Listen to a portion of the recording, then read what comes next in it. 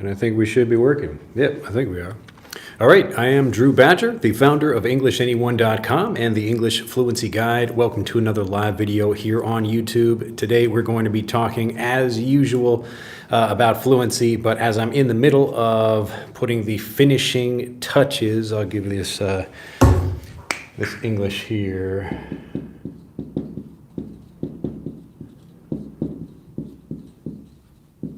I'm putting the finishing touches on chapter 7 of my book right now. If you can guess what the finishing touches means, you can imagine if I'm, this marker isn't working so well, if I'm making a cake, something like that. So I bake a cake and I've got the shape of it looking beautiful, and now I put some frosting, and now I just put the finishing touches on it. Like here's a little flower and here's this other little decoration thing, the finishing touches. So like the last little touches or the last little things I need to do to make something looking good. Chapter 7 has actually been quite a challenge for me because I'm taking all these different ideas and combining them together. So we've already got the full system, how everything works, but now I want to show why it works. And so this is actually quite tricky, even though I've spent many years talking about this, trying to put it in a book and making sure it's all like organized well. It is quite the challenge. Anyway. Today, since I am working on that and I don't have a specific plan for this video, I thought I would have kind of like an office hours. So office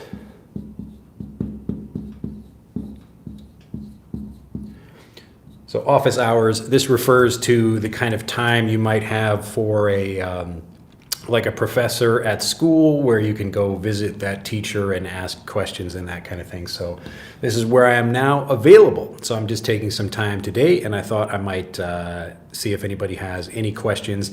It could be about specific things that are giving you trouble, or more general information about fluency, or if you have questions about the book or what I'm working on, you can ask me those as well. Anyway, I'll just make sure, I think we are working over here.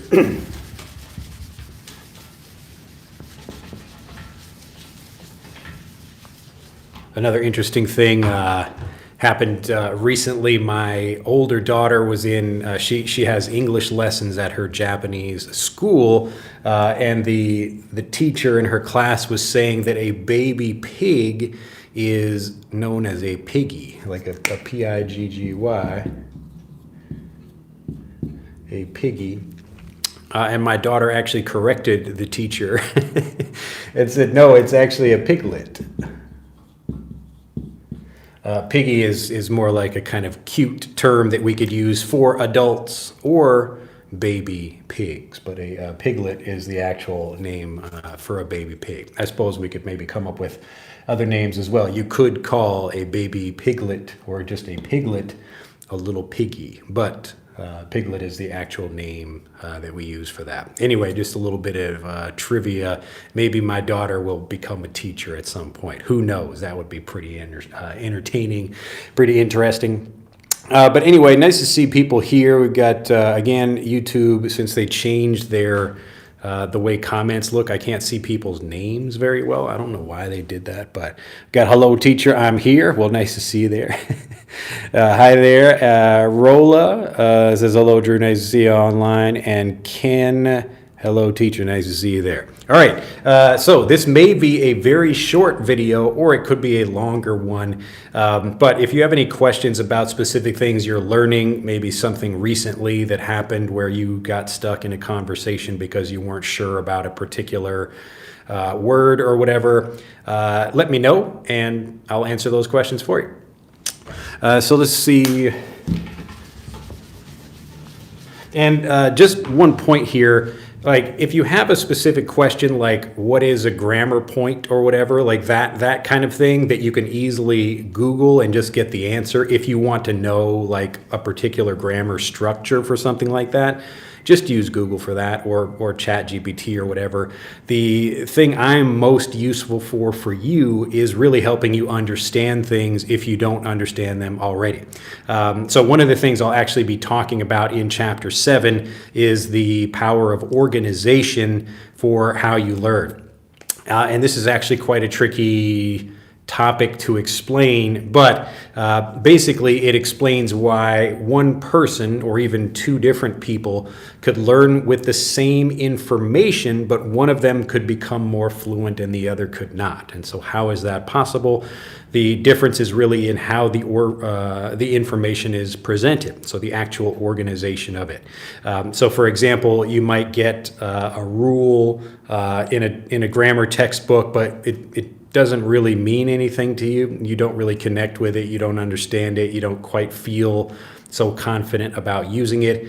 But maybe you actually see the rule or see the thing happening, and that's what allows you to use the rule confidently. So it's the same rule. You're essentially using the same language, but one lesson or one way of learning made it difficult to understand, and another way of learning made it easy. So another example of this would be a story. So in general, people like to tell information in stories because we understand that information better, and we're able to connect with the format of stories. We understand stories very easily, rather than someone just telling what happens, or here's a list of things that happen. So maybe you go and watch a movie or you read a book or something for the story. You don't want to just know what happens right at the end. The whole point is to get the story. And so how you get the information is important. And it works the exact same way with language learning. So if you are trying to memorize word lists or grammar rules, and you find that that's not actually helping you learn anything, then that means the way you're learning is actually making it difficult for your brain to get the understanding it needs for you to use the thing fluently. All right, Adam says, hello, sir. Last time I told you about my problem speaking, but no, I am now. Okay, now I'm making progress. I can't save words, but not like a native, just want to speak English like my first language. All right, let me know what specifically you are doing, like how you are learning, what specific things, or if there are specific things you're struggling with, like whatever the maybe sentence structure for expressing a particular idea or whatever. But let me know and try to be specific with what that is, because when people just say, I'm having trouble speaking, that's a really broad thing that it's harder to help you with. So having trouble speaking about what? Or is it pronunciation or something like that? And this is for anyone watching today. If you have specific questions about things, it could be vocabulary that you don't understand or something that you haven't been able to find a good answer to. All right. So think of me as the way to get the understanding you need in order to speak. And that's, like I just mentioned, again, the difference between just getting a list of things or some news or information rather than actually feeling like you understand something. And the connection there is really the important part. Let's say Mahmoud says, hello there, and Haney, nice to see you there. There are only 2 months left this year. I know, isn't that amazing? Time flies when you're having fun, or maybe just time flies as you get older. I don't know. But it was funny to think, like it was just a summertime not that long ago, and now we are almost in November, almost 2 months left in the year. All right, so Adam says, I'm just watching movies, podcast, watching different subjects to get more knowledge, and sometimes I try to speak with myself like the crazy man. I see. Louis from Mexico. All right, so one thing, like it sounds like you're doing what many people do, which is random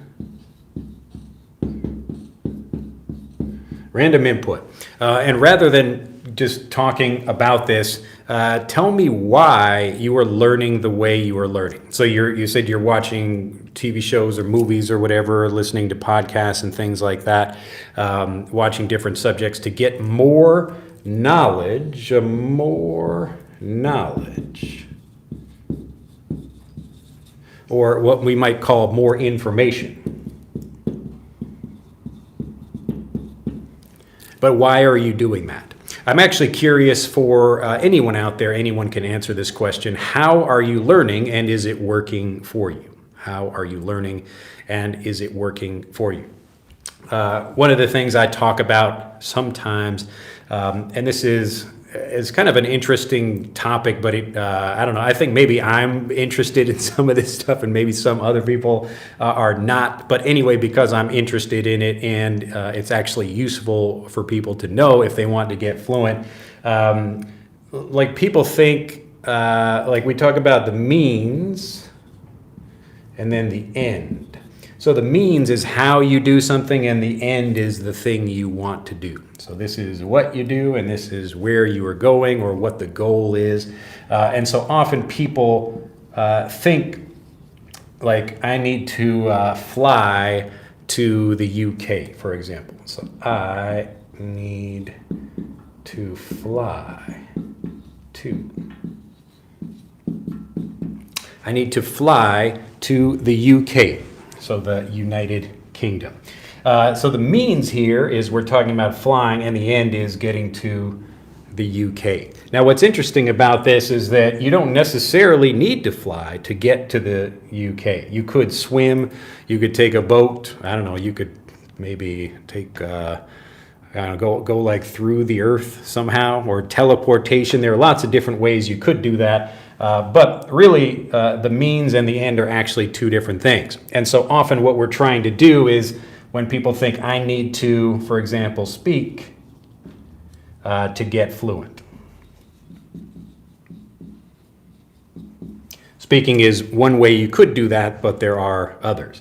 And so when Adam is here talking about getting more random input, getting more knowledge or information, you're talking about the means. So let me know specifically why you're doing that and if that is helpful for you. You said you are making progress, but let me know. All right, let's see here. Aaron says, hello there. Anybody from India? Anybody from India? I don't know if anybody, actually, we do have quite, usually some people, actually have quite a few people from India, Brazil, lots of different places. Actually, South America is usually representing more, but just to talk about this idea until I hear back from Adam. When people talk about getting more knowledge, often they're not getting more understanding, and that's typically because it is random input. Like you hear one thing and you get one example of it, and then it's easy to forget because someone just told you something or you watched a movie about one thing and maybe that movie had a bunch of different phrases or different grammar points or different accents or whatever, and it's hard to remember and get lots of good examples of that to feel confident about using what you learn. So I mentioned organization earlier in this video about how people need to get information in the right way in order to understand it. That's really the first part about learning, but the second part is the actual practice that people think they need or that they should be getting, I should say, but it's in a different way. Like the typical kind of practice people think when they think about language learning is more repetition or trying to speak, but I'm usually talking about it in a different way. So let me just make this very simple for people here.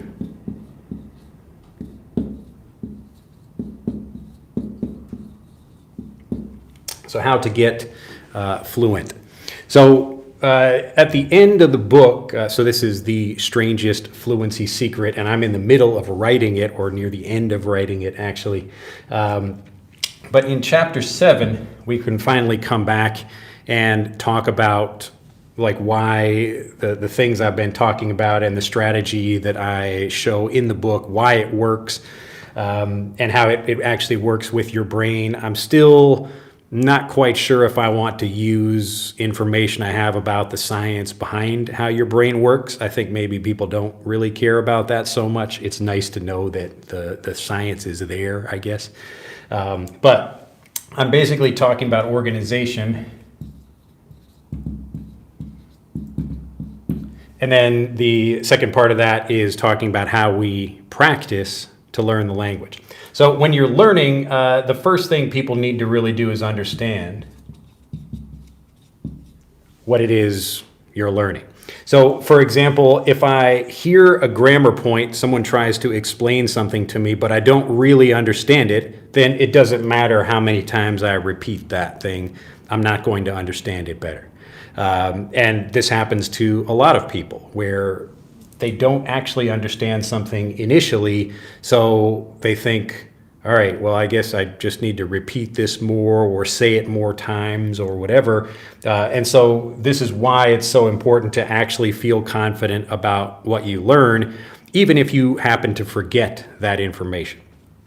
So for example, like I might learn a grammar point but not really understand it, but then I hear it or see it in a different way and finally do, and then I get the idea. Like for a long time, I had like trouble with the Japanese grammar point "mare ni," and this is not related to English, obviously, but it was a thing where like I can look at it in a phrase book and think, okay, I don't quite get it. It just doesn't. I'm not quite connecting with the information for whatever reason.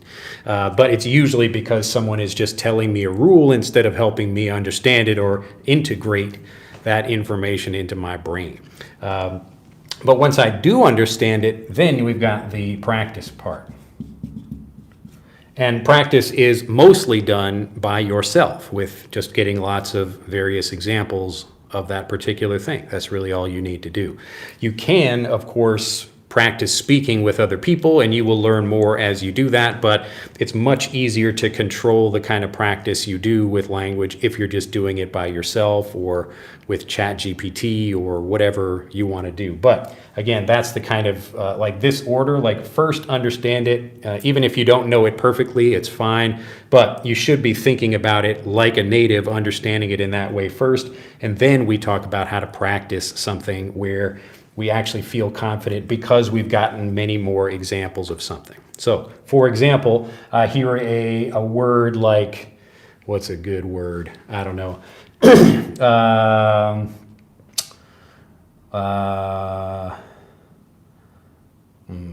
No, I can't hear. I'll just just door. Door. It's just a basic word. I can't think of anything right now. But let's say I learn this word, door. So I'm actually, instead of getting a translation, I learn it by, someone shows me a picture of a door. Maybe I see another picture of a door and I realize, okay, they're talking about this whole thing. Here's a door. Here's a different kind of door. Here's another kind of door, something like that.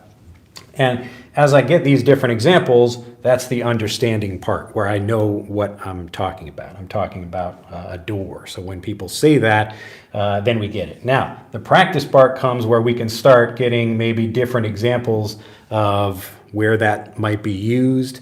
We could be hearing different examples of how, like a variety of people might pronounce it. Like British English would say door, door. But like American pronunciation is door. We actually say that R sound. And so this is useful for not only developing your own pronunciation and listening, but hearing lots of different people saying these things. You can hear how the sounds blend with other words, and it really gives you good practice with the word, even if you don't have anyone to speak with yet. So again, we could be hearing door, like we could have a physical door like this, so that's one usage, or we could have like a door to some maybe like non-physical idea, like information is the door to success, something like that. And so you can learn, not just a physical door, but I can also use this in a non-physical sense, all right? And so you can see how there's a lot of practice you can do even before you say anything, just by getting a lot of, like the Doko Demo Doa. I was just thinking about that today because I was reading some Doraemon. This is a Japanese comic yesterday. Actually, I've got it with me. I was just reading some of this. This one does not have the Doko Demo Doa, but during some relaxation time. I was reading that. Now, so once you're understanding, you're practicing, and then you can also speak with other people. That is obviously the thing you can do if you have people to practice with, but it's much easier to speak with people if you're feeling confident first, and that's what you do by understanding and getting these examples of the language that really help you feel confident, really help you remember the information, and that's how you use it. So this is basically the whole idea. It's actually quite simple for how to get fluent. So most of this is done by yourself, and then we've got speaking practice if you want to do that with other people. Obviously, the goal is to be able to speak, but many people just don't have opportunities to practice with other people. And in a real natural conversation, you're usually not practicing specific grammar points or whatever. It's just talking about whatever you're talking about. And it's hard to, unless you're with a teacher or ChatGPT or something where you're specifically trying to drill a particular grammar point or something like that. But again, most of that is done by yourself. All right, let's see here. Luis Gonzalez says, what is the name of your book? It's called The Strangest. I'll put the, make sure this fits here.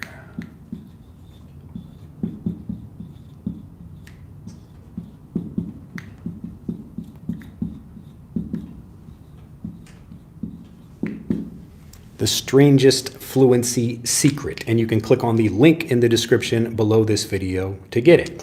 Anyway, I've been working on the book with learners because I want to make sure if people have any questions or don't understand anything, I can go back and edit things before I release a physical book. So I would like to do that in the future. But first, I want to make sure everybody understands. And so far, people have really been enjoying the book. Anyway, if you have any questions about it specifically, please let me know. But you can click on the link in the description to get it. What is the difference between have been and had been? So this is again like, let me know if there is like a specific thing with this grammar point that you don't understand. But it's a lot easier to understand things like this if you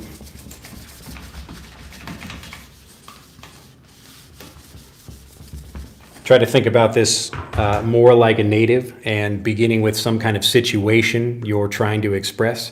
So for example, so had been versus have been. Make sure I got those correct. Yeah.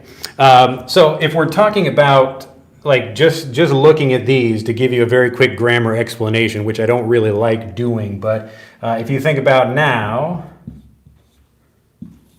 and you really should watch my, if you watch my previous videos, search my channel for have, like that verb, and then we talk a little bit about like I have, like I have done something or I have been something like that. We're talking about the present perfect. Or the past perfect.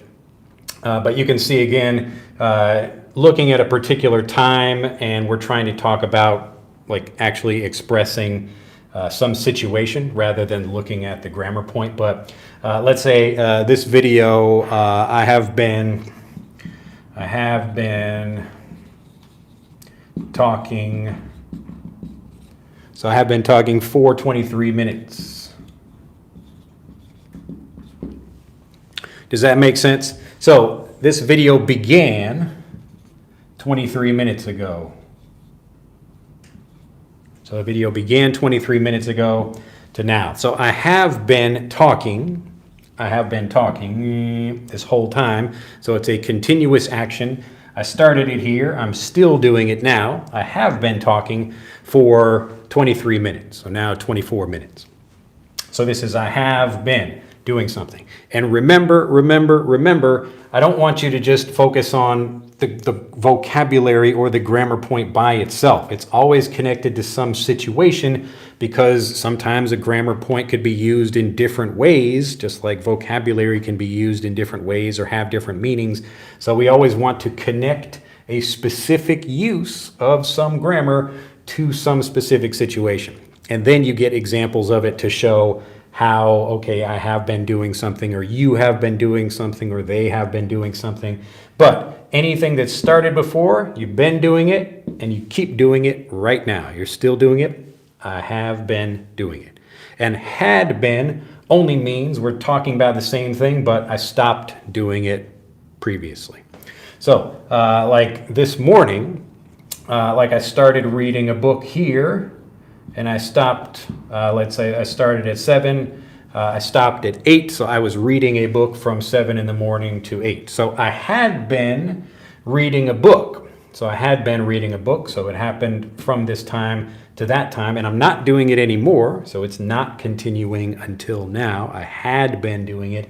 But typically had been is used when we're talking about, like, I had been working as a teacher for 10 years until something else. So usually when we're introducing some kind of grammar point, like, or this specific grammar point, it's in connection with something else. So I had been working at a hotel, but then I started working at a circus, or I was, whatever, something like that. So I was doing this activity, and then I did this activity, and then maybe now I'm doing this other thing here. So remember, I know it seems like it's a natural thing people want to do, where you're saying, like, how do we just compare these two different things that they look simpler? It looks like, okay, we can just say had been versus have been. But the easier thing actually to do is to try to look at specific things, connect them with specific situations. Again, the whole idea is the organization of language and how that makes it easy for you to understand or not understand. But learners have these kinds of questions because they're thinking about the language itself, usually because they just got a grammar example in a textbook, or they begin with a translation in their own language and then they learn, oh, okay, this is how you say it in English. All right? So instead of doing it that way, begin with a particular situation. Like, when do people say this particular thing? When do people use have been? All right, so one use of it is like, I have been talking for now 27 minutes. Look at that. So I have been giving this explanation for 4 minutes. I have been giving this explanation about have been for 4 minutes. Okay? Does that make sense? So the first thing is, as long as you can get one of these to make sense for you, okay, like I have been, like I've been doing something, and I don't want to talk about the other connections that make this easier, which I have done many times on this channel with the word have and talking about the present perfect. It's a common example I use because it can be a challenging thing, but I show how it's actually not. But you can search for have been or present. Actually, I have a video, just watch that video. It's called like what the present perfect means, or the meaning of the present perfect, or something like that. But you can find that on my channel in the regular videos. It's a clip from the live video I did talking about that. But anyway, hopefully that makes sense. So when you're thinking about grammar or even comparing different words, the comparison is usually not just between the words by themselves. It's usually in some kind of situation. So we want to think, like, I have been doing something. What exactly are we talking about? So when do we use this grammar point?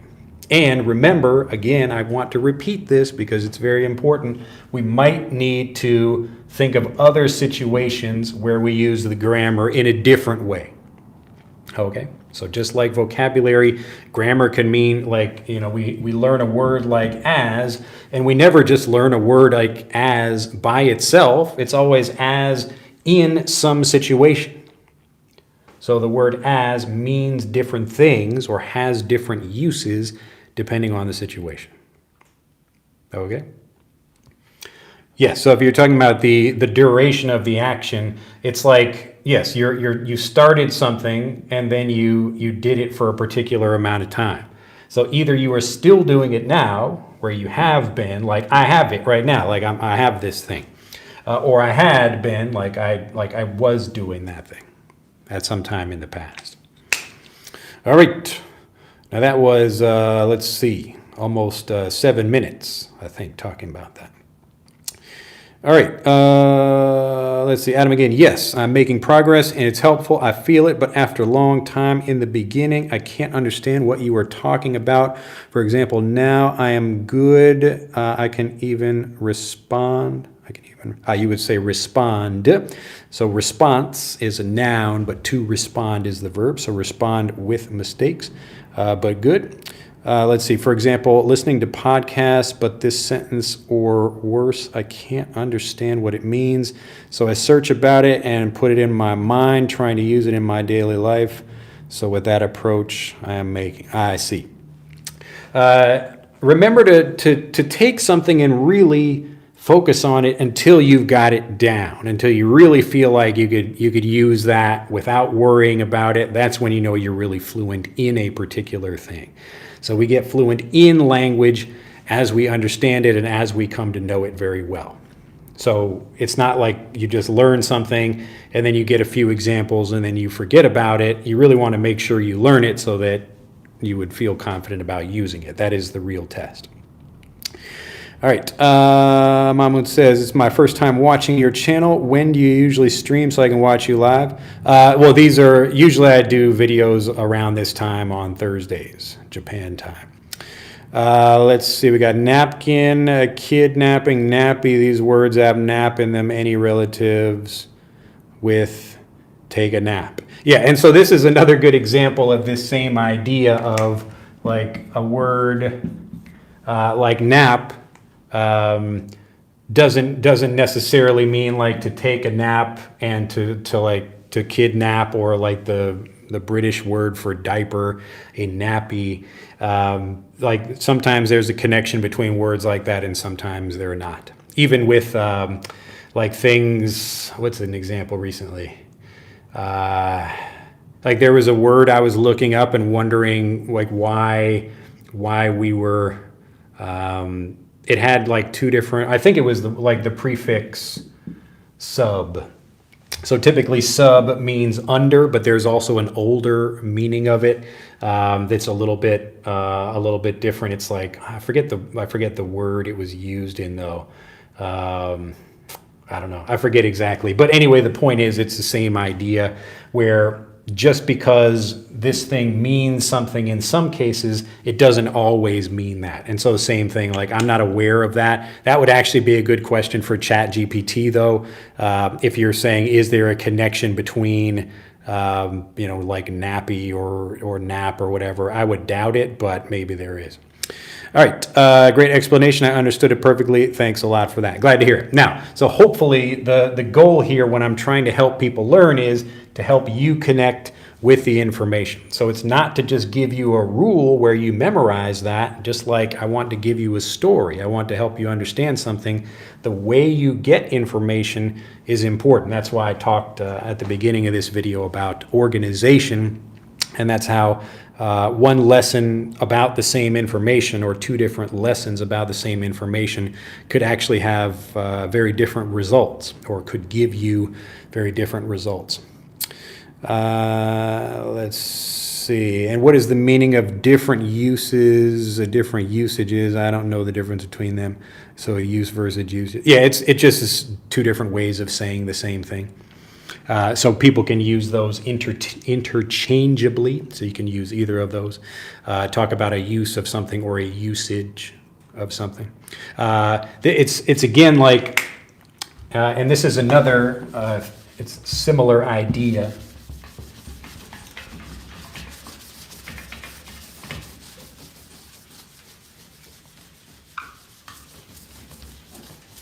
Where sometimes we will have a word. I'd often draw this is called a Venn diagram, where we have maybe a word that sometimes means one thing, sometimes means something else, and sometimes it could have like the same meaning for different situations. Or you could have two words that are like this, or two phrases. And for usage, so use or usage, I'm not aware of a difference between those. Like I would just use them interchangeably. I might talk about the use of a word or a different use of a word or a different usage. It would be the same thing for that one. So here the Venn diagram would actually look like that, like the circles just come together. But I could be wrong. That would be another good question for ChatGPT to find out if there is any difference. Like, and this is usually what I'm trying to do, to think about, is there a time when, like maybe I would say use rather than usage? I don't know. I can't think of one off the top of my head.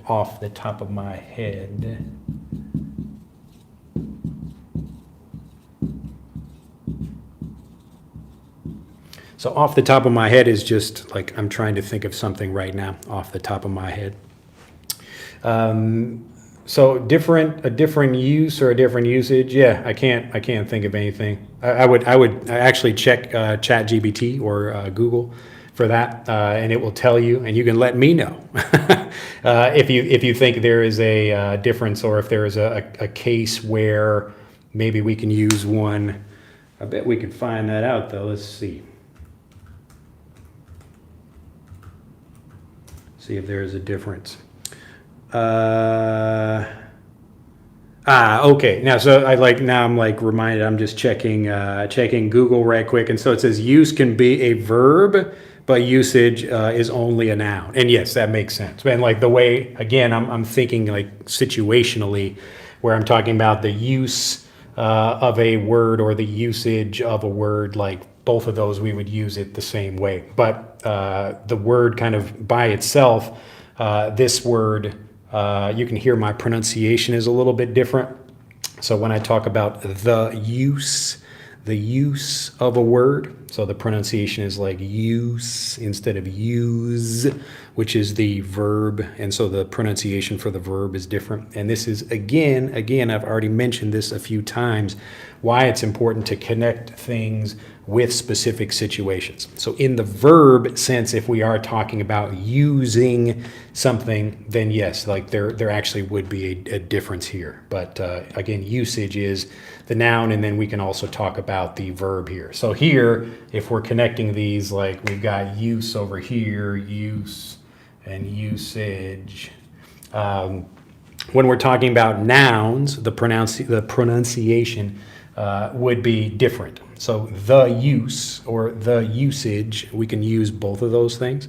But sometimes if we're talking about like saying one thing is a noun, like this one would not be a noun.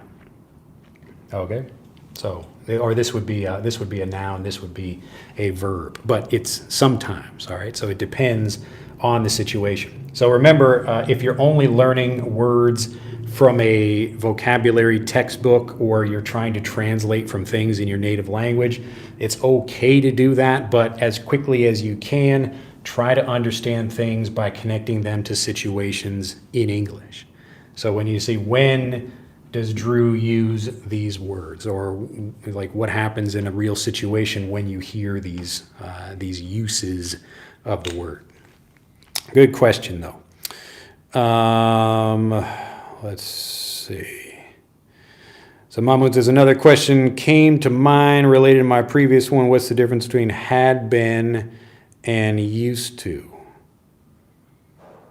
Well, like both of those are still referring to things in the past that you did but now do not. But again, like I don't want to go into so much detail about just that particular thing. Like that's an easier one to compare, especially with ChatGPT or Google. But if you're just saying like I had been doing something, you're talking about some duration of time. But used to is just saying you did something, but now you do not, and it's less important about the duration of it. It's just here's a thing you did, and now you don't do that thing anymore. Hi there, says CMZ. What are you getting on? What are you getting on? I don't know what that means. What are you getting on? What are you getting on? All right, and this is another this is another thing. Like, you know, learners will have questions about random vocabulary like this, And I understand it happens to me sometimes, you know. You hear something and you're just like, what does that mean? Like, what are you getting? What are you getting on? I don't know. I've never heard that. At least I don't think I have. As a sentence or question by itself, what are you getting on? What are you? Is that what you said? What are you getting on? Do you remember what was happening when you heard that? What are getting on? Or what are getting on? Yeah, even that. Like what are getting on? What are getting on? Yeah, I've never heard that either. I don't know. Where did you hear that? Do you remember? Whenever you hear something, try to collect as much information as you can, like the situation or what's happening, because that will help you understand it. There is an expression like, what are you getting at? What are you getting at is like, what do you mean? That's another way of expressing that. Like if I'm trying to say something and I don't know, I'm like saying, like trying to tell my wife, like, you know, like your shirt like looks a little bit tight around your stomach. Or you know, something like that. I'm kind of saying something without saying it directly. And then my wife says, what are you getting at? And I'm like, I don't know, like you're looking a little bit bigger recently or something like that.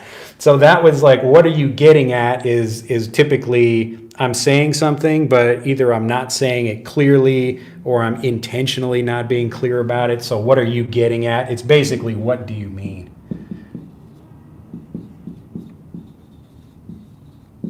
So what am I getting at? What is the thing I'm trying to say? What am I getting at? So if you can think like, I'm trying to get to the point here, I'm trying to express a particular thing, but I'm not, you know, you can imagine like a target over here and I'm shooting arrows at this thing, but I'm not getting at the target right there. So what are you getting at? What do you mean? What are you trying to say by that? What are you getting at? I don't understand what you're getting at. But yeah, you could also, like, if you're talking about getting on, like someone is getting on, it typically means they're getting older. That's another way of expressing it. But remember, this is why it's so important to connect vocabulary with situations rather than just looking at the vocabulary by itself, because it could mean lots of different things.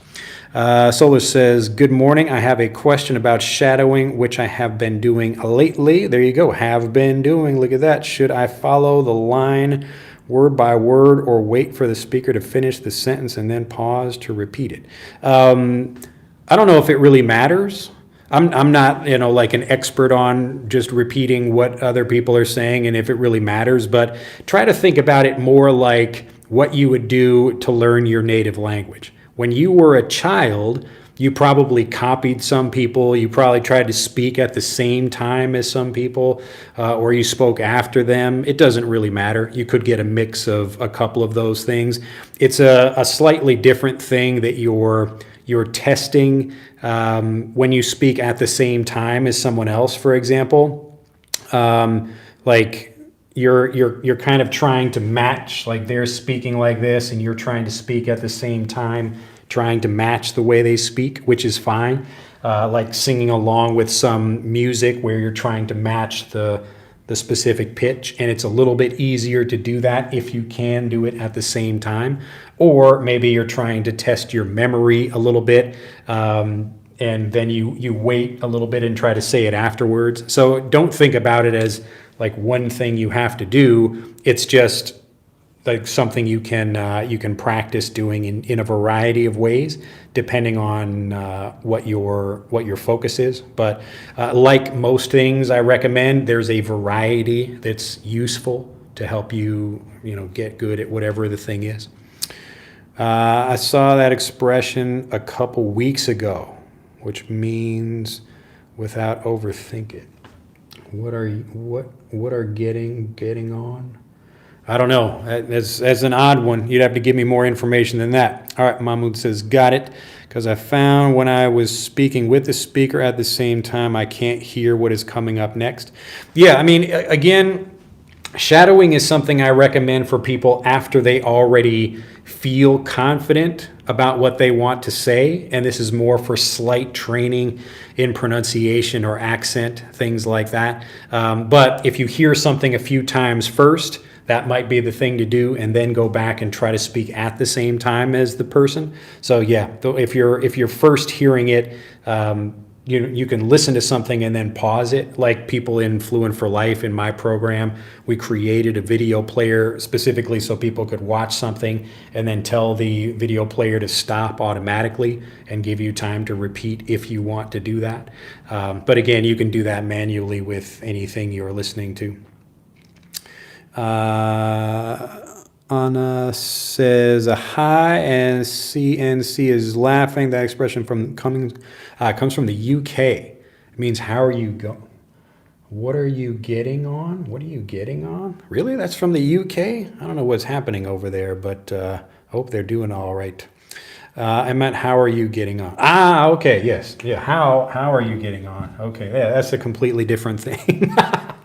So how are you getting on? It's like, how is life going? How are you? That's basically what it means. So not what are you getting on? You're not like getting on anything. You're asking, how is it going?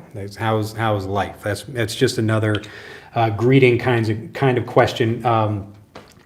But yeah, how are you getting on? How are you doing? But we use that in the U.S. as well.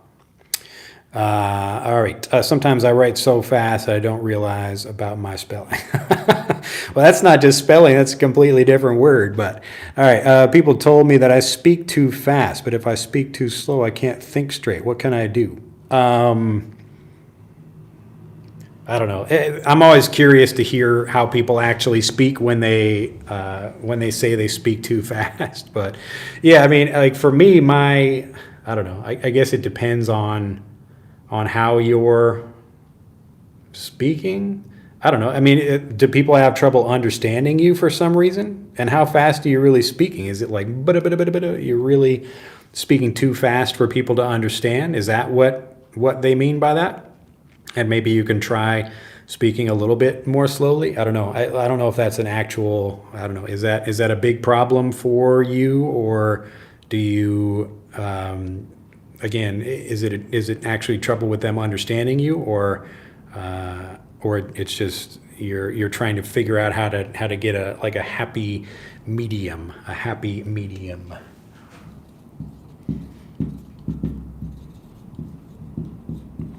So the happy medium is that point in the middle where you're not speaking too quickly or too slowly, and you have a good pace for people. So they keep asking you to repeat things, and now if I was speaking quickly,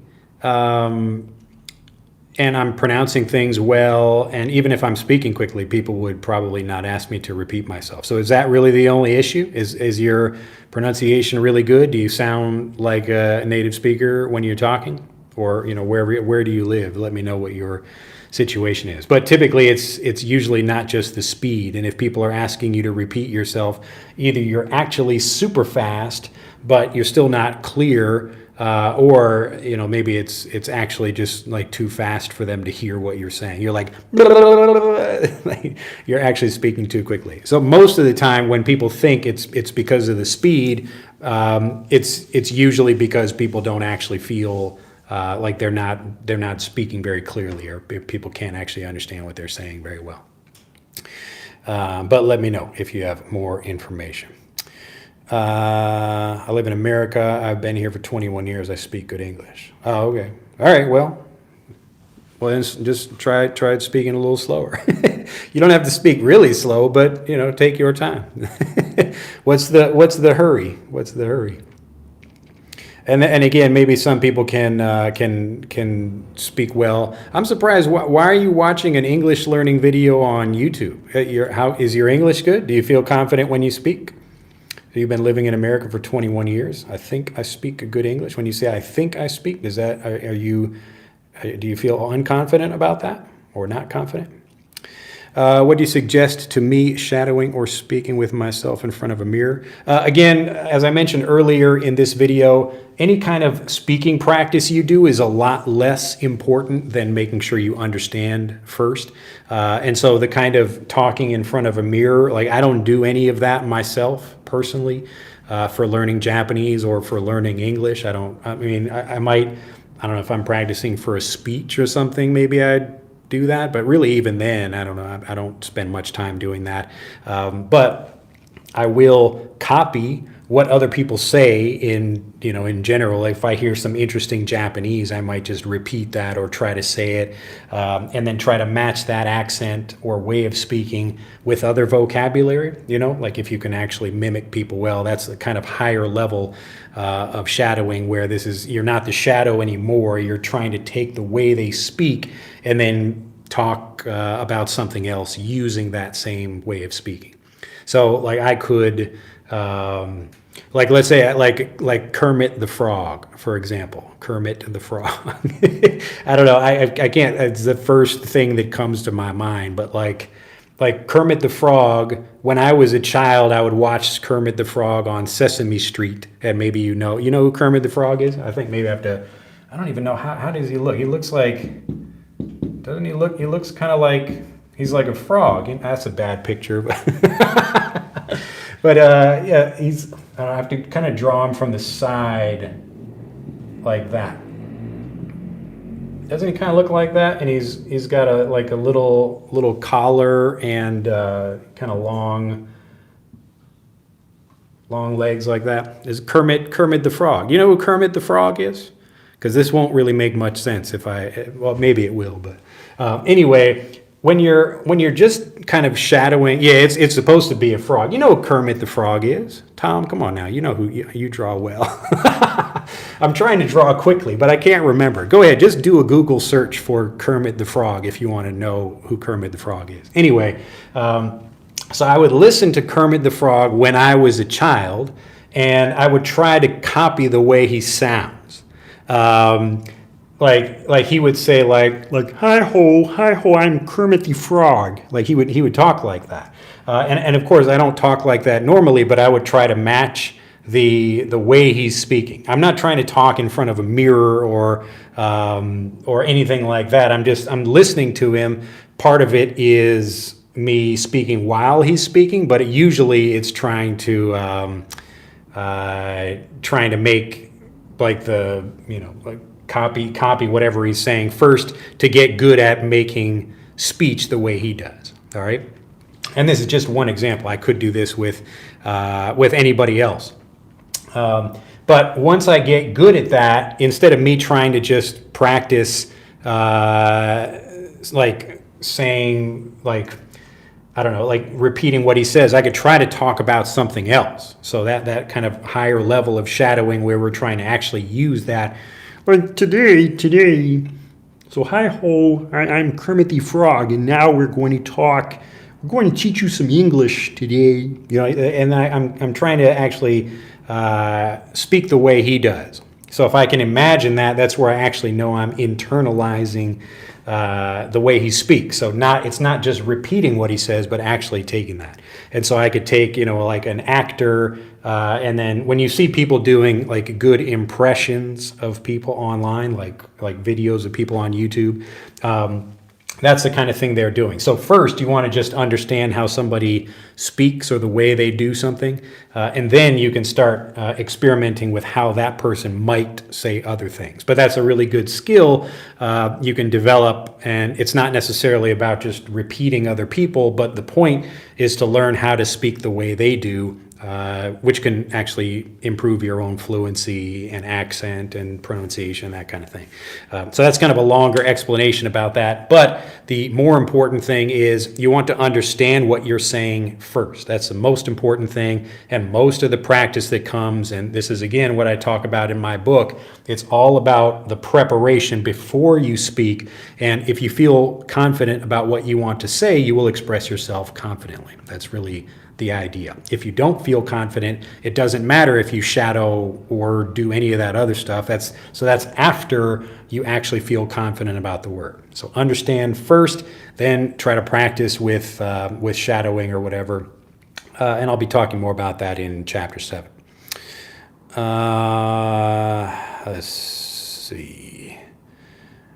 Did I miss? I think I missed some people. Did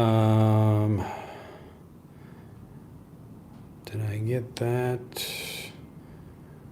All right. According to AI, how are you getting on is used to say hi to someone you already know. Well, yes, because I wouldn't use that for someone I don't know, because I haven't like the getting on is implying a continuation from some previous point.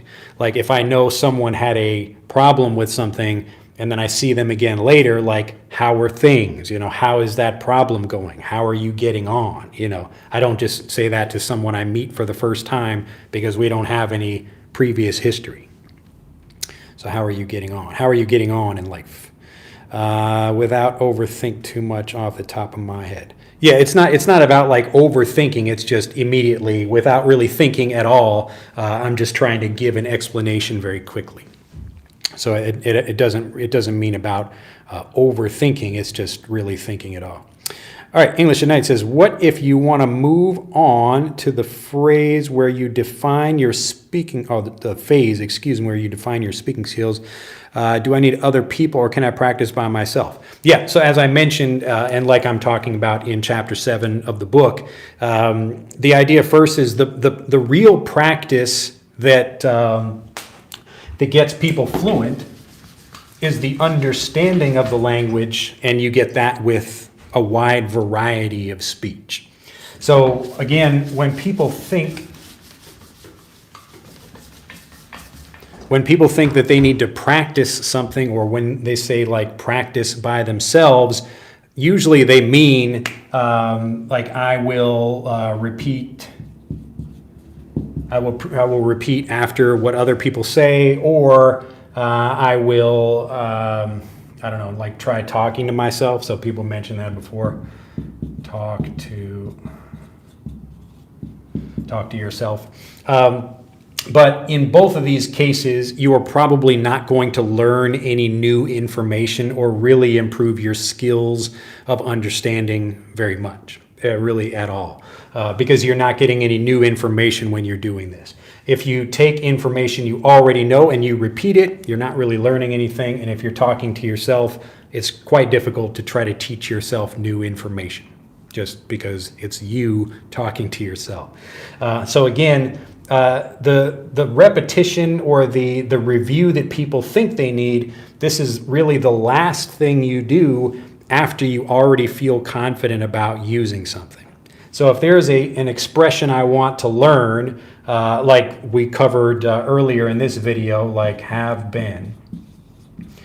So like I have been doing something. So let's say, for example, I'm not confident about using this. I don't know when to use it. I don't know what's correct, so I don't use it. All right? If I try repeating that, have been, or I try talking to myself like I have been something, I could do that, and it's possible I get a little bit better at saying it, but the much better use of your time is actually just getting more examples of have been from other people. And you can get that easily from YouTube or ChatGPT or anywhere else where you're looking for lots of examples of a particular thing. And so if you have here's 15 minutes, here's our clock here, you got 15 minutes to learn something, it's much better to spend your time getting a wide range of examples rather than you trying to repeat what you hear. There are many good reasons for this. I talk about this in the book, but again, the main idea is that if you repeat things to yourself, you're not really learning anything new. And the thing that stops most people from speaking is doubts about what they want to say, or maybe I can't hear what someone else says because I'm not familiar with their accent or whatever. So it's a lot better use of your time to, instead of just repeating things, to keep getting more examples of what other people are saying using whatever that is. So if I'm trying to learn have been, I really want to feel confident about using it first, and I want to actually get lots of good examples about it. Then, once I feel confident, if I just want to get faster, that's where I start practicing speaking, where I'm just repeating that. I think I told this story maybe in the last video about how when I was first learning Japanese, I was trying to learn the days of the week. And it took me a while to learn that, and I couldn't use the days of the week because I wasn't sure about what they were. It's kind of a funny thing to think about, but it's like anything else. If you're not confident about saying it, you won't say it. If you can't understand it when other people are saying that thing, then that's going to make you like trip up or have trouble in conversations as well. So it's a lot better idea to practice by getting many examples because, and this is the ultimate reason why we do this for language learning, because real communication is unpredictable. We don't know what people are going to say. We don't know, maybe I meet someone with a different accent or, whatever the particular thing is. There's always going to be something different. It's not like typical practice, like practicing a song on the piano or practicing me swinging a golf club or something like that. In those things, I'm trying to figure out how to do something well and trying to perfect that action. So I'm learning a song on the piano. I don't know how to play that song, and so I practice and practice and practice, and that's what people think of when they think about this idea of practice. But what I mean by practice is you actually want to really make sure you understand things well, and then you can just try repeating things or saying them faster or whatever. So I would practice after I knew the days of the week, like Getsuyobi, Kayobi, Suyobi. If I'm going through the days of the week in Japanese, then I can get faster, like Getsukasui mo Kindonichi, Getsukasui mo Kindonichi. I can actually start saying them faster and faster. That's when it's useful to learn things like tongue twisters or whatever at that level. But if I don't understand something well first, if I don't feel confident about using it, then most of that stuff is going to be a waste of time. So understand first, and then do that last little bit of practice if you need help with your accent or whatever. Let's see, did I skip anybody else? We've got La Rana, Rene. Oh, I'm just rolling my R for no reason in Spanish. Is that Kermit the Frog? I don't know what that means. Let's see. And Abdul says, can I tell you something? I don't know. Feel free. Hi, greetings from Guatemala. And CNC says, I was watching a video on YouTube and came across this expression, hot on someone's tail. Could you give me a bunch of examples on that one? That's the kind of thing you should just check ChatGPT for. So you could be like hot on someone's tail or hot on someone's trail, hot on the trail. You will hear both of those, but try to think about what that means first. I bet you could figure out what it means if you take a moment and think about it. Try to get a few examples. Think about when someone might use that. Yeah, that would be good to practice English with Kermit. Yeah, you don't even need to practice English with Kermit. The whole point is not talking about specific like people, but you can play around with the language like that and see if you can say things the way they might say them. So I have a lot of issues with vowels. I wish I could practice my English with someone.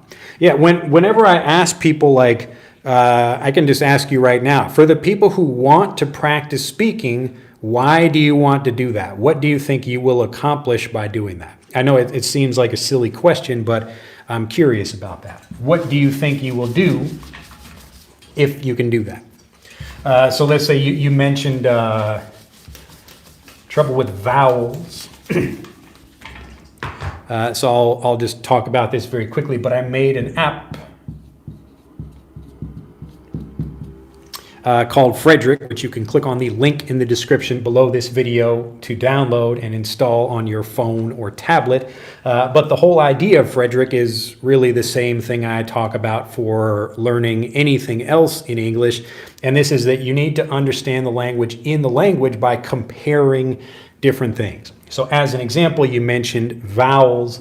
So if we have like bad, bed, well, excuse me, bid, bod, and bud. When you're trying to get your brain to understand things, what people typically do in a regular lesson or while you're learning pronunciation is they will have a bunch of random words they're trying to learn, when it's much easier for your brain when you organize information in the right way, it's a lot easier to understand it. And so sometimes that organization could be a story, sometimes it could be just hearing a simple contrast between one thing and another. So if we go through these examples, the B and the D here don't change, so it allows you to understand and hear the difference and make that connection between what these vowels are. So that way you're not just like trying to connect these different things. I talk about this in the book as well, about how to improve your pronunciation and learn the sounds of English the same way a native does, but this is how you do it. So what we're doing is bad, bed, bid, bod, bud.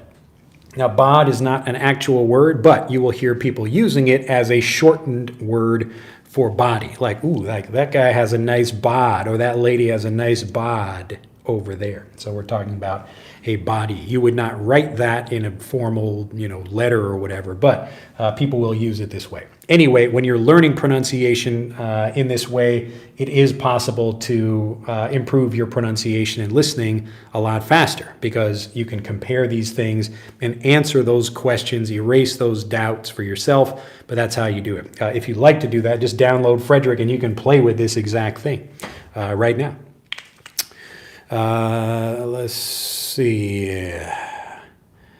Who did I miss? Anybody else? All right. Well, so Akio wa mokyobi desu. Yeah, today is Thursday.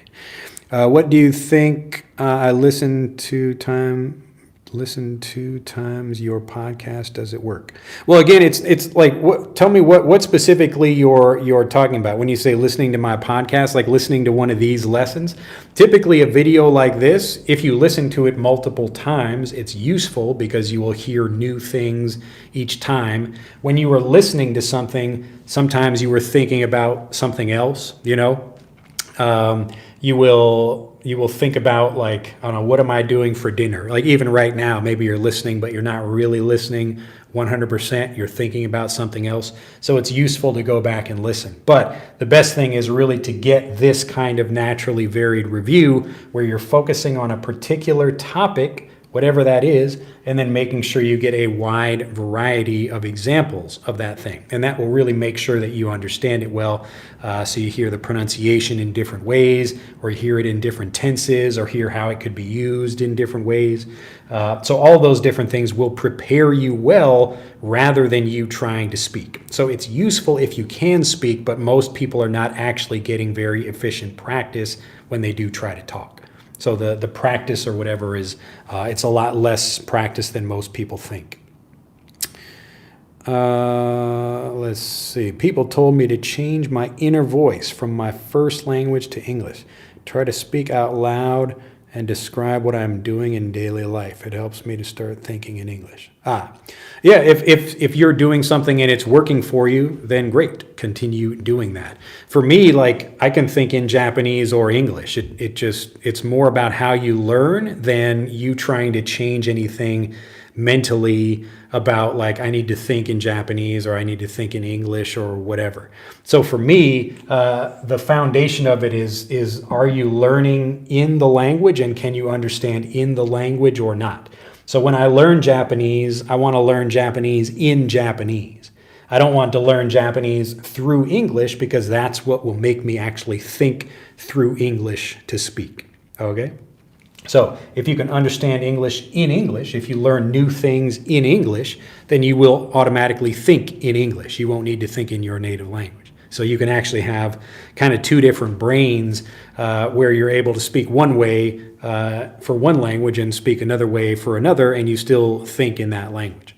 And if you think about it, you're probably doing this already in your native language. So there are sometimes maybe you're speaking professionally and you have to speak in a different way and you have a bit more of a polite expression. But when you're speaking with your friends and family, maybe you speak differently. And so you actually have a different mind while that's happening. So you've trained yourself to speak a different way. And so you think a little bit differently as well. But try not, I try not to tell people to change this part over here. This is going to sound like kind of a weird way to describe it, but let's say you're looking at a mirror. So here's a mirror right here, a mirror. So I need to draw more pictures like that are easy for me to draw. But here's a mirror and I'm looking at myself. The mirror will reflect the way you learn. And so if you think about trying to let's say I have something on my face, if I have a red spot, I accidentally got some marker on my face and I look at the mirror and I see that in the mirror and I think, oh no, there's a red spot on my face. I could try to wipe off the red spot here, or I could actually try to wipe the red spot off on my face. And so what I mean by that is people are often trying to change things like this about how they speak, or kind of like you're saying, people are telling you to speak in a different way or think in a different way. But really, if you solve the inner problem of how you learn, then you don't have this problem anymore. And so you don't have to worry about needing to speak. So it's a lot more difficult to try to clean yourself in the mirror because the mirror is just reflecting you. All right, hopefully that was not too crazy of an idea for people. Let's see here. All right, CNC again. One of the things, probably the things that I don't like when I'm using AI is I feel like going down a rabbit hole because there is too much information in there. Nevertheless, it's great once in a while. Yeah, I'm still not... I don't know. I don't really use AI very much for language practice just because it doesn't really teach the way I want it to. But I can kind of use it a little bit. I show you how to do this in the book as well, what I do for it sometimes. All right, communicate better, understand, and be understood. Artful Dodges, as I started talking to myself for 1 hour every day. Improvisation on random topics. You think that helps with the fluency when I come to talk to actual people? Well, you could try it and find out. I don't spend time doing that because, again, I would much rather, if I have an hour, I would much rather get examples of other people speaking than hear what I have to say. Again, it's the mirror idea of trying to change the mirror instead of trying to change yourself. And so I don't need to try to talk to myself over here if I can just get good examples of how the language works. And when I see those examples, I get these aha moments all the time of how the language works and how I should be speaking, and that makes it a lot easier for me to speak.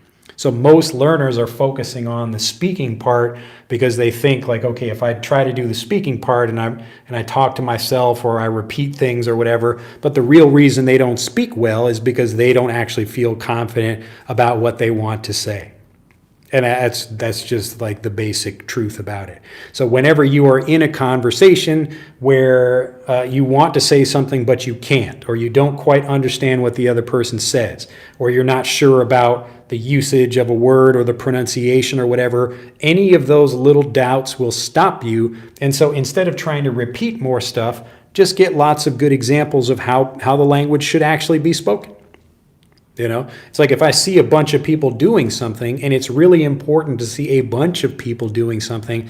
I know it sounds like more work, but typically what people are doing is they have maybe one teacher that teaches them something. So even me, if you only watch me, you're going to sound more like I do, but you might not be prepared for people who don't sound like me. So it's a good idea to learn with a variety of people. That's exactly why we build Fluent for Life and do that program in the way we do. That's the same way when I'm talking about how you get naturally varied review in the book and talk about how to learn. And it's very easy to do that. This information is freely available anywhere, anytime. It's really easy to do. I remember 20 years ago, it was more difficult I didn't have YouTube when I was first learning Japanese, and there were not teachers on YouTube. And even today, most people are still teaching the same typical way. Like it's still the exact same ways that most people are teaching. It's just a different medium. Like now we have video where we only had text or audio before.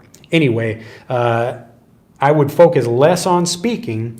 Again, the speaking is like the mirror. The way you speak is the way you are about the language. And if you make yourself like, now I actually understand and feel confident, then the speaking part will reflect that. Okay?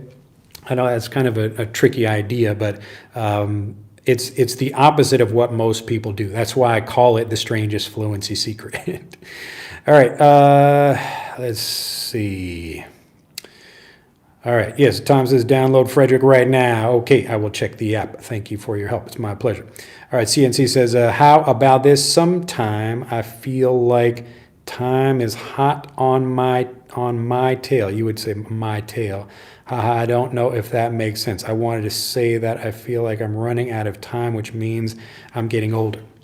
Yes. All right. So you're making an effort there, but yes, it just means like something is trying to get you. And if you say like time is on your tail or like time is catching up to you, it means you are getting older in that way. So if a police officer is on the tail, like you can think about a criminal running with an actual tail, like he's on my tail, or you're talking about two cars in a car chase in a movie, like he's right on our tail, like he's right on the back of us there.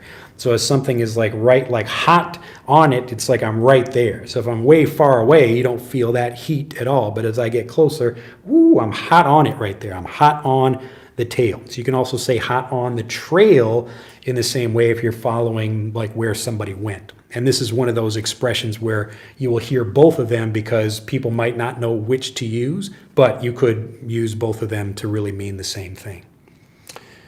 But yes, so you got the right idea. Do I have TikTok? I think I do, but I don't use it. CNC says, as a matter of fact, that one sounded very weird, but it was the only one that came into my mind. You should say came to. It came to my mind. Came to my mind. Let's see. Jose says, I love learning from you. Glad to hear it. Let me know if that's, let me know what specifically you enjoy, because that will help me teach better. Shadowing is good. Again, the idea is not like, is shadowing good or is shadowing bad? It's more when you do that, the kind of things you're listening for and then trying to speak is one of the last things you do as you're learning, especially if you're following my approach. So the purpose is not to try to learn something and then repeat it and say it again and again and copy what other people say. It's to feel confident first. The mirror of your speaking ability will reflect what you say, okay? If you feel confident about it. So the speaking part reflects your understanding, all right? All right, look at that. Looks like we got through all of the comments. Oh, Lewis says, what you recommend, podcasts versus movies and TV shows? Again, this is another thing. You should get the book. Do you have the book already, Lewis? Let me know, because I answer this specific question and other questions like this in the book. The purpose is not like, let me give you an example of this. So I mentioned at the beginning of this video about organization and how the way you get information is important if you want to speak. Because understanding is the first step to communication. Let's see. I'm going to write a series of words up here. Let's see.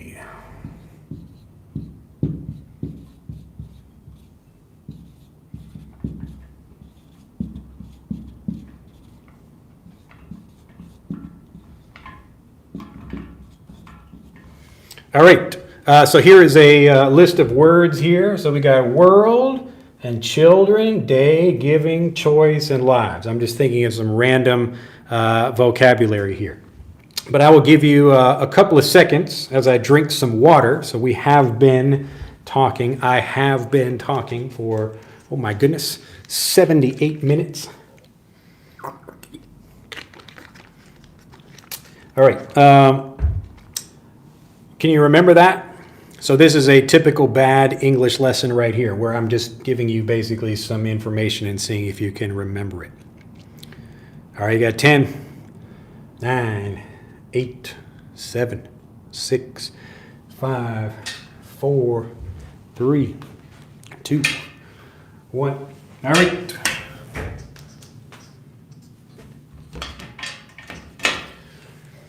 All right, can anybody remember what those words are? Feel free to write them down if you did not write them already. I'll give you a moment. Look at this beautiful clean board over here. Can anybody remember those? I'm sure most people will have trouble doing that, but I'll go and look at comments as I give people a moment to see if anybody did that. So again, this idea of podcasts versus movies versus TV shows and stuff. Anybody? No. Let's see. We got world and children. This is Morningstar. Anybody else? World, children, day, choice, living, children, day, choice. I love learning from you, like all explanations you make. Okay. So it helps you understand better? Is that what you're getting at? Let me know. That's what I'm going for. So look, we got some people. Now, do you think you would remember that list tomorrow? You think you would? We got lives. We got people. Anybody else? Do you think you would remember that list of words tomorrow? Probably not, right? Here, I'll show it again. I'm going to flip this around.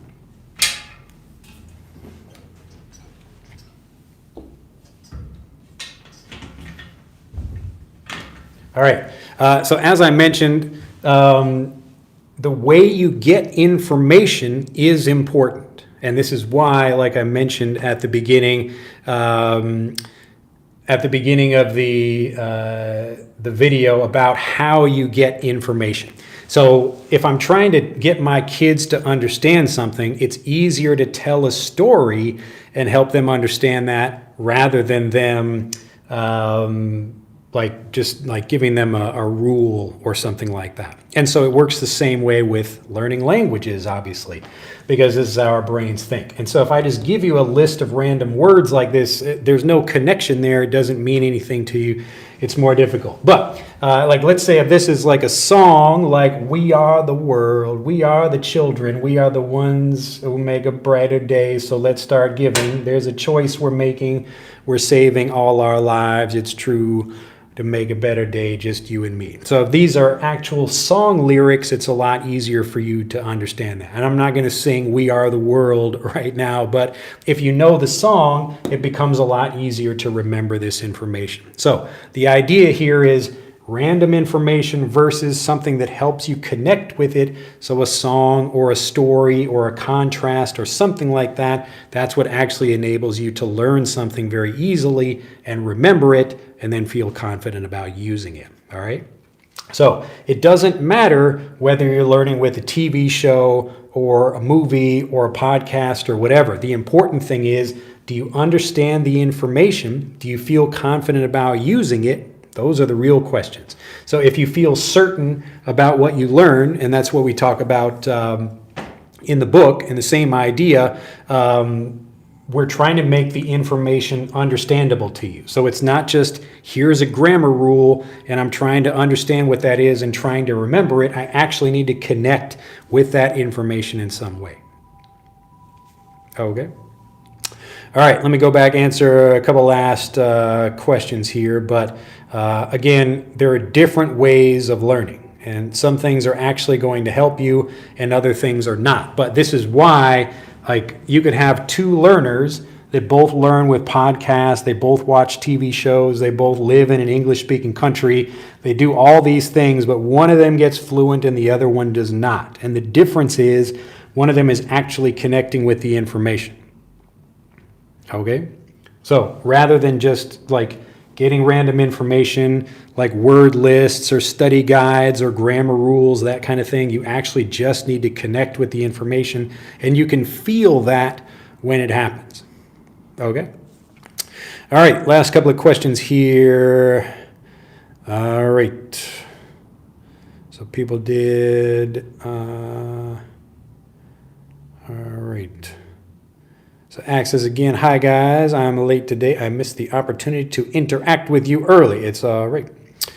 Let's see, not yet, but I'll get your book as soon as possible. Well, let me know if you're waiting for anything. Anybody else out there who would like to get fluent as soon as possible, again, quickly as possible. The book shows you how to do that. The whole system is in there. It's actually very simple. There's just really one thing. It's how to do naturally varied review and apply this in lots of different ways. And I show you exactly how to do this for learning vocabulary, grammar, pronunciation, learning how to speak, all of that stuff. Everything is covered, but it's really just one thing you do. So it's very easy to go through the book and improve very quickly. All right. Did I miss anybody else? Yeah, of course, you are the best teacher that I've ever known. Well, you're too kind. Look at that. All right, it's a good suggestion. Tell a story to remember what you learn. All right, and I just want to be clear here. The point is not like use a story or do this or do that. It could be different things for different situations. Like if you look at this color, or if I'm trying to, look at the difference, if I try to explain to you the difference between some colors, that's something you should see, like color is a visual thing, so you should see it. Like I could listen to this marker and I'm not going to learn anything new from it. Like what does black sound like? I don't know. But if I'm trying to learn color words, then I should probably see what I'm looking at. All right, I'm sure that makes sense. And so sometimes a song is a good idea. Sometimes just a simple contrast, like I can see two things over here. What's different about them?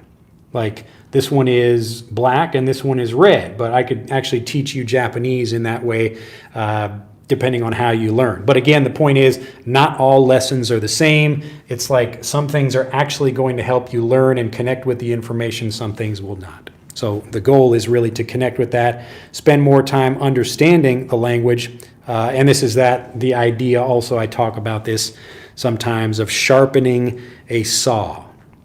So if you sharpen your saw, the cutting of trees becomes a lot easier rather than trying to cut a tree with a dull knife or a dull saw. And that's why a lot of people struggle in conversations, because they don't actually feel confident about what they want to say. So feel confident first, and then the speaking comes naturally as a result. Let's see. Remember the whole lyric is even harder. How much does online class cost? If you'd like to learn more about programs, I highly recommend you get the book first, because people who enjoy the book typically enjoy Fluent for Life. But whether you learn with me in the program or not, the book will show you exactly how to do all of that. So if you're thinking about online programs, just click on the link in the description below this video to learn about Fluent for Life, or get the book. That's the thing I recommend most people do. All right, don't you think passive vocabs are important to understand other people? You don't have to use every word you know.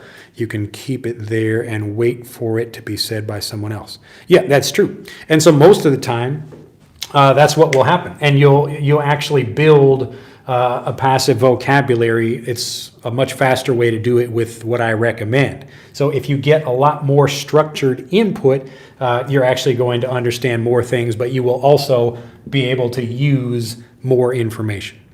All right. And so what people think about is like, they think like a word is a word. And this is I don't know, kind of a tricky way to explain this, but like I know a word like as. So as is not just one word, it's actually many words if you know how to use it in different ways. So all of these different uses of as, like I work as a teacher, or as a way of speaking, or he was as big as a house. If I know all of these different uses, then it's actually multiple words I know, and that vocabulary becomes more valuable because it's more useful.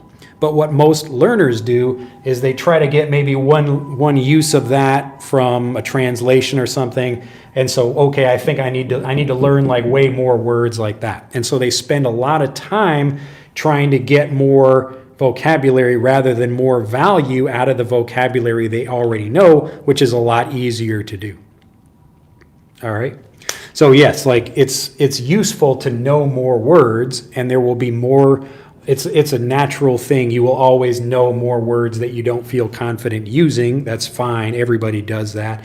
But you can actually make this a lot better if you get the real value from that vocabulary rather than just trying to learn more words in general. All right, how are we doing with time?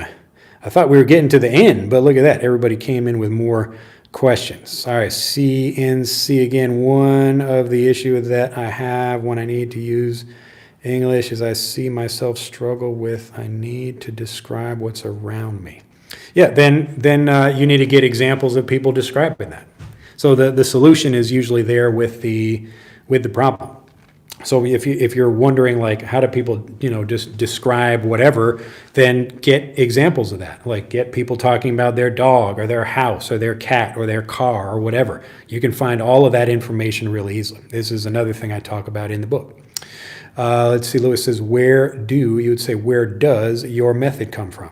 Well, my method came from me struggling to learn Japanese the traditional way, where I was focusing more on trying all these different methods, and I didn't know what I should do. Like, should I listen to podcasts or whatever? There weren't podcasts at that time, but you understand the idea. Like, there are lots of different ways to learn, and now there are even more. You've got AI and apps and other things, but if you think about language learning, it's really the same way people have been learning language all this time, but it's just a different medium. So a textbook, you will still see people teaching in a textbook way on video or in an app or on AI. If I ask ChatGPT about a question, it will usually just give me a translation or explain it like a teacher would. It wouldn't actually help me understand and really connect with it the way I teach. And so when I found that I wasn't really understanding things, the problem was I couldn't speak because I just didn't feel confident about my words. So the problem wasn't more speaking. I don't need to speak more. I don't need to find more words because the words I already know I don't feel confident about using. So what I should do is actually erase those doubts, and then I can speak. So the typical thing people do is they try to speak first, and then if they don't feel confident, maybe they speak more and try to learn more, and then they're doing that's the typical thing, but it's actually the backwards way for me. So with what I recommend, you actually should feel confident about what you want to say and then speak, because it's pretty easy to do. So I would much rather feel prepared for doing something. And in like any other case, most people would do that. It's like if I'm going to be a doctor, I don't start with the surgery first. I start with the learning first and make sure I understand it well, and then I have surgery later. So then I try doing that. So I don't try to do surgery first and then learn how to do surgery. I learn first and then do the surgery. All right? So the same thing with English, with whatever language you're learning, you want to feel confident that you'll speak well. It's really that simple. If I feel confident that I will use the language well, then I'll speak. And so that's what I show you how to do. So I call it the strangest fluency secret because most people think they need to speak to get fluent. And what's really happening is you just need to feel sure about your words, and then you'll speak. Of course, there is some speaking you can do to build more fluency, but most of the fluency is actually being built as you learn, as you understand things. So usually people watch my videos because I help them understand the language better so they feel confident about using it. That's the idea. So instead of me just giving you a rule, and I'm not really teaching you anything, I'm just telling you information, and then you have to go and try to practice it or whatever. That's what people usually do, but I don't want you to do that. I want to actually help you understand the language so you feel confident about using it. Doesn't that sound like a reasonable thing? That's what a teacher should be doing. But that's where the method came from. And so it's basically me realizing if I want to speak fluently, I should feel confident about what I want to say. Han says, what do you think about practicing listening to all accents like British for beginners while just want to speak? Yeah, I mean, I'm not saying that you have to listen to various accents, but it's helpful if you do, because even if you live in America, or even if you don't, if you watch American movies or anything like that, you will still hear other people who don't have like a typical accent or anything like that. So again, it's always a good idea to get a variety of accents, because that's what the real world is like. And that's what we're trying to prepare you for, whether the book is showing you how to do that or we actually do that for you in Fluent for Life. Let's see, when I can use a word in a different way than I learn it. When I can, you're asking, is that, I don't know if that's a question or something else. Maybe I missed a comment there. Let's see, let me know. I have a problem in comprehension, how to improve it. Basically the comprehension, that's the most important part to understand. You should get my book. That's basically how you would do that. But you need to get more examples of things in the language and really understand it like a native speaker. And then you will feel confident about speaking. So don't worry about speaking. Really focus on understanding things well and feeling confident about using them. And then you will naturally start using them when you do. If you don't feel confident about something, you won't say it. So feel confident first. Does anybody disagree with that? Like, it is possible to start talking before you understand what you're saying. You can do that, but it's probably not going to help you very much. All right, Access again. What I like about your technique for learning a new language is the ability to mix all learning techniques. It optimizes time and effort. Yes, and again, that's another thing, like in the real world, we're trying to be systematic, because you will, again, find lots of different speakers and people will learn in different ways and talk with you in different ways. And some people like reading, or some people like talking, or some people like, whatever. But we still want to get a variety of examples, because the real world has lots of variety, and it's going to give you that unpredictability. For example, the dog is scratching itself because of the fleas, things like this. Was there a question about that? One of the things. Okay, I see. Yeah, then like for a specific thing like that, go watch videos where people are talking about whatever. You can find videos like a kid talking about his dog, or me talking about whatever. And you will learn patterns, and that's the key here. You want to learn patterns for saying things that you can use in other situations, and you will learn a lot. So a cat can scratch itself, or a dog, or whatever. I'm late, of course. Everyone needs help speaking a language that isn't their native tongue. Help is an uncountable noun, so it does not require an article. Help is an uncountable noun. Is that a question? Are you just like stating something? Help is an uncountable noun. Whenever I hear something like that, I'm always looking for counter examples. Like we could use I don't know.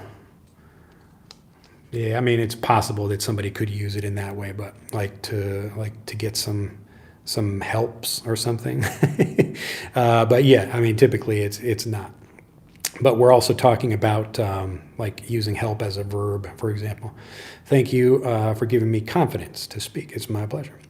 So repetition, practice, listening, learning through stories, comparisons, shadow natives, and more, all those included in your approach. Am I right? Yes. But again, I'm trying to get people to separate a particular method with how you get fluent, because different methods might be useful for different reasons. Like sometimes it's useful to hear a song. Sometimes it's useful to get a story or just a contrast or something like that that helps you understand. It's not just about doing one thing. It's whatever is required for the situation to make something easy to understand for you. That's the goal. So we're not focused on shadowing or reading or listening or writing, but we might use all of those things and use them in different ways. Let's see. Did you study English grammar when you were a child? Well, in school I had to, yeah, but I was already a good speaker of English before I was studying grammar tables in school. And I didn't like that either. Native English speakers don't like studying grammar either. It's kind of going backwards where you're trying to learn things, but it's not necessary to know how that is other than the example. I don't know. It depends on the particular thing. But for most people, they don't like studying that. It's not necessary to know the term present perfect to be able to use it. What is the time span between understanding and speaking? And this is also another question I answer in the book, but it depends on the specific thing you're learning. So if you're learning a new word, if you understand it immediately and feel confident about using it, then the time between listening and speaking is, I don't know, a second or whatever. It depends. But it's different for different things. But again, the focus is how quickly you can understand something.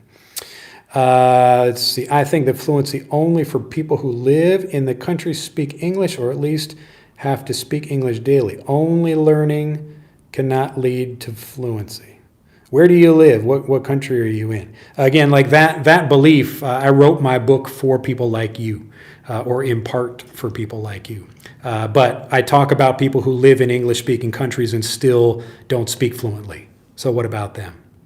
So the problem is not where you live. It's always coming back to whether you understand the language or not. It doesn't matter where you live. I've met people in Japan who have never been outside of Japan who speak English really well. I've also met people in America who've been living in America for a long time who speak English poorly.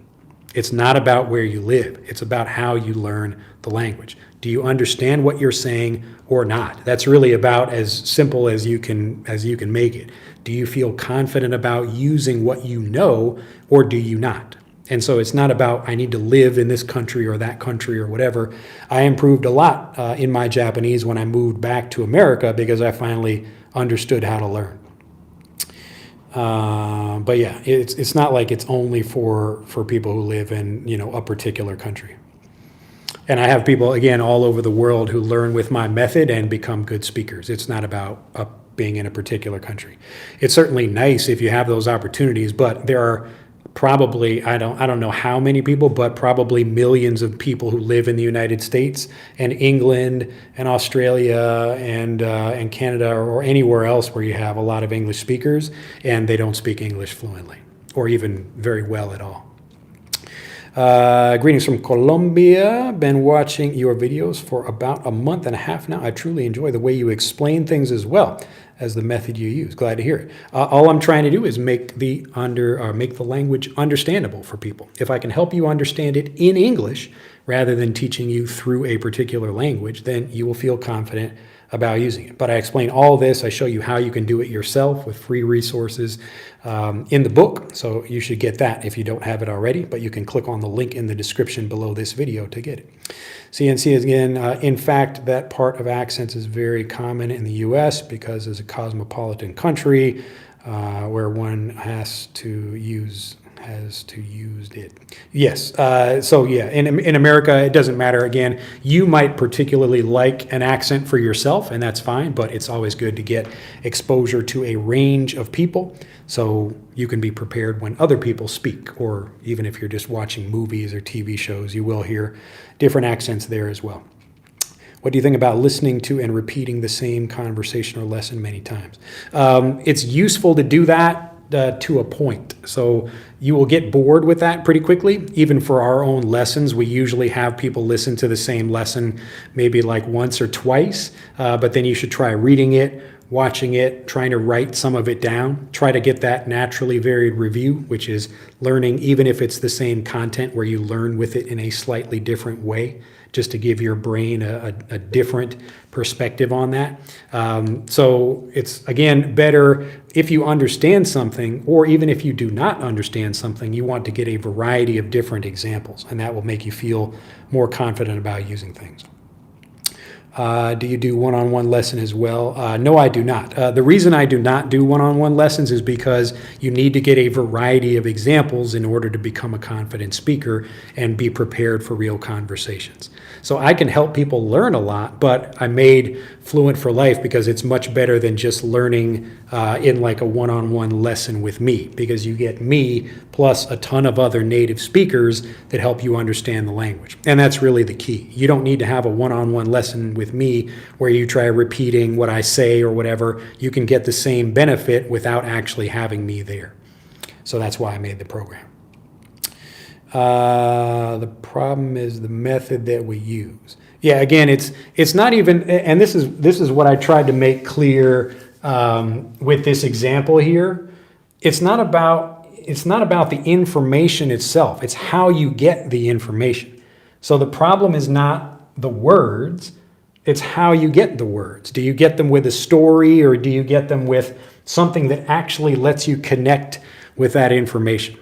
Because if you don't, then it's just, and I still don't know a great way to express this. I've actually spent many hours talking with ChatGPT about this idea, about how to express it as well as I can. I talk about this in the book, but it's like two different kinds of understanding. So there's the understanding where you learn something and you think like, okay, like here's a list of words and I can try to force myself to remember that, but it's probably not going to help you speak very well. I'm talking about the kind of understanding where you actually feel confident about using something. So that's the first part of learning. The next part then is then getting more practice where you're actually getting more examples of things so you feel prepared. It's like having a practice with a real conversation, but it's just systematic and easier to do. So that's why I recommend people do that. Most people, even if they have speaking practice opportunities, they're not really using them very efficiently. You talk about whatever, some random things, maybe some information you don't really feel confident about using it, so you don't talk about those things anyway. So it's a pretty rare thing for people to learn something and then try to get into a conversation and practice that specific thing in a real situation. Now, maybe you can do that with a teacher, but it's kind of a waste of time to do that. The thing to do with a teacher is actually learn new things and continue to get new examples from the teacher. It's less useful for you to practice speaking because, again, the speaking part it's really a mental activity, and if you feel confident about saying things, then you will say them. But if you struggle to say things, it's because you have some kind of doubt, whatever that is. So you have to erase that doubt or learn in a way that doesn't give you those doubts, and that's when you will feel more confident speaking. All right, let's see if we got some last questions here. What do you think about dictation? Yeah, dictation can help. You can also get a variety of examples, like I talk about this in the book as well.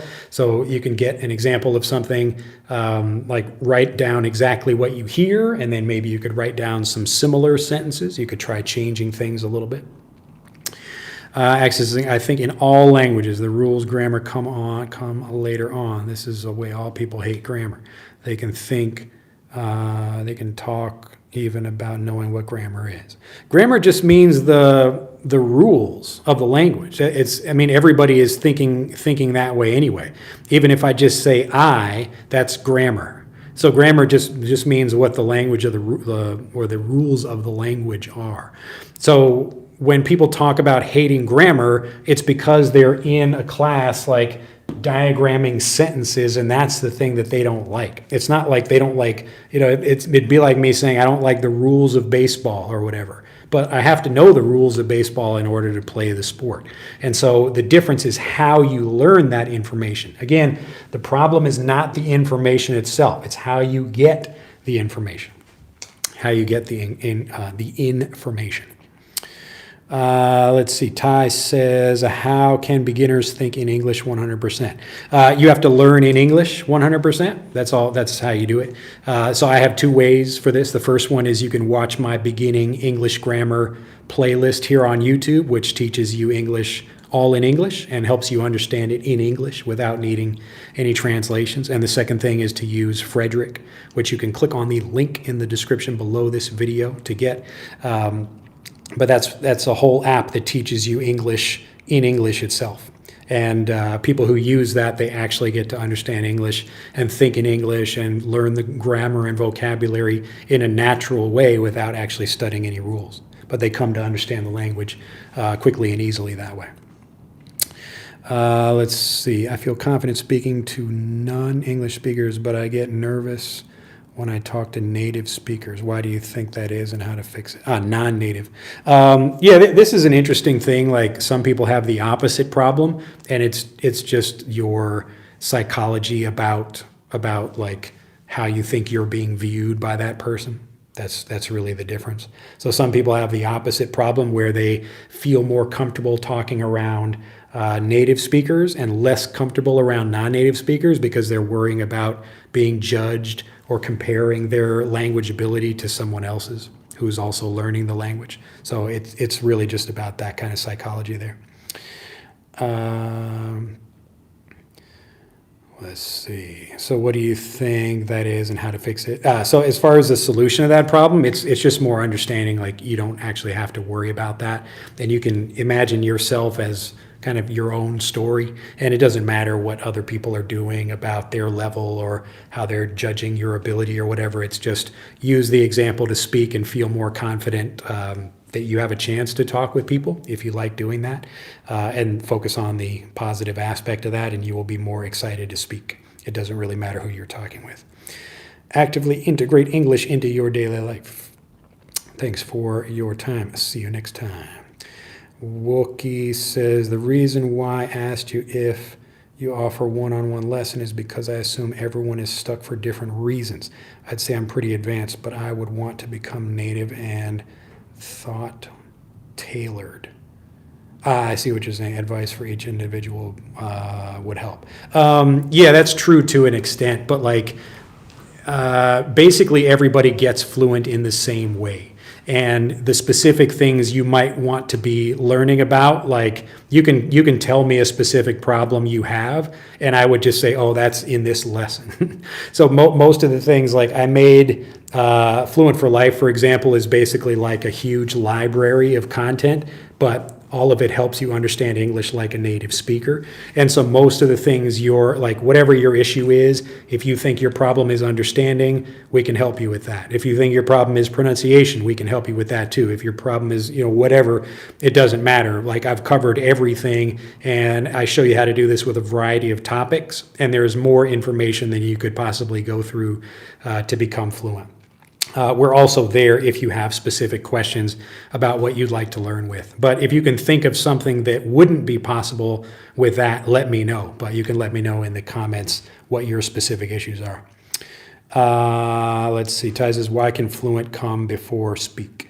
If you're talking about the way I teach people, the idea is that like most people or most learners, they have like this idea of how language learning works. So you learn, and you speak, and then fluent over here. This is the basic idea of what people think is happening. So they take lessons, or they watch content or whatever. They're trying to get some kind of input to learn. And then they try to use what they learn, and then hopefully at some point they get fluent. Now this is the idea, but it doesn't work for most people. Isn't that interesting? This is what most people do, but it doesn't work for most people. Like, that's kind of weird, right? So what's actually happening here is they learn things, but they don't really understand them.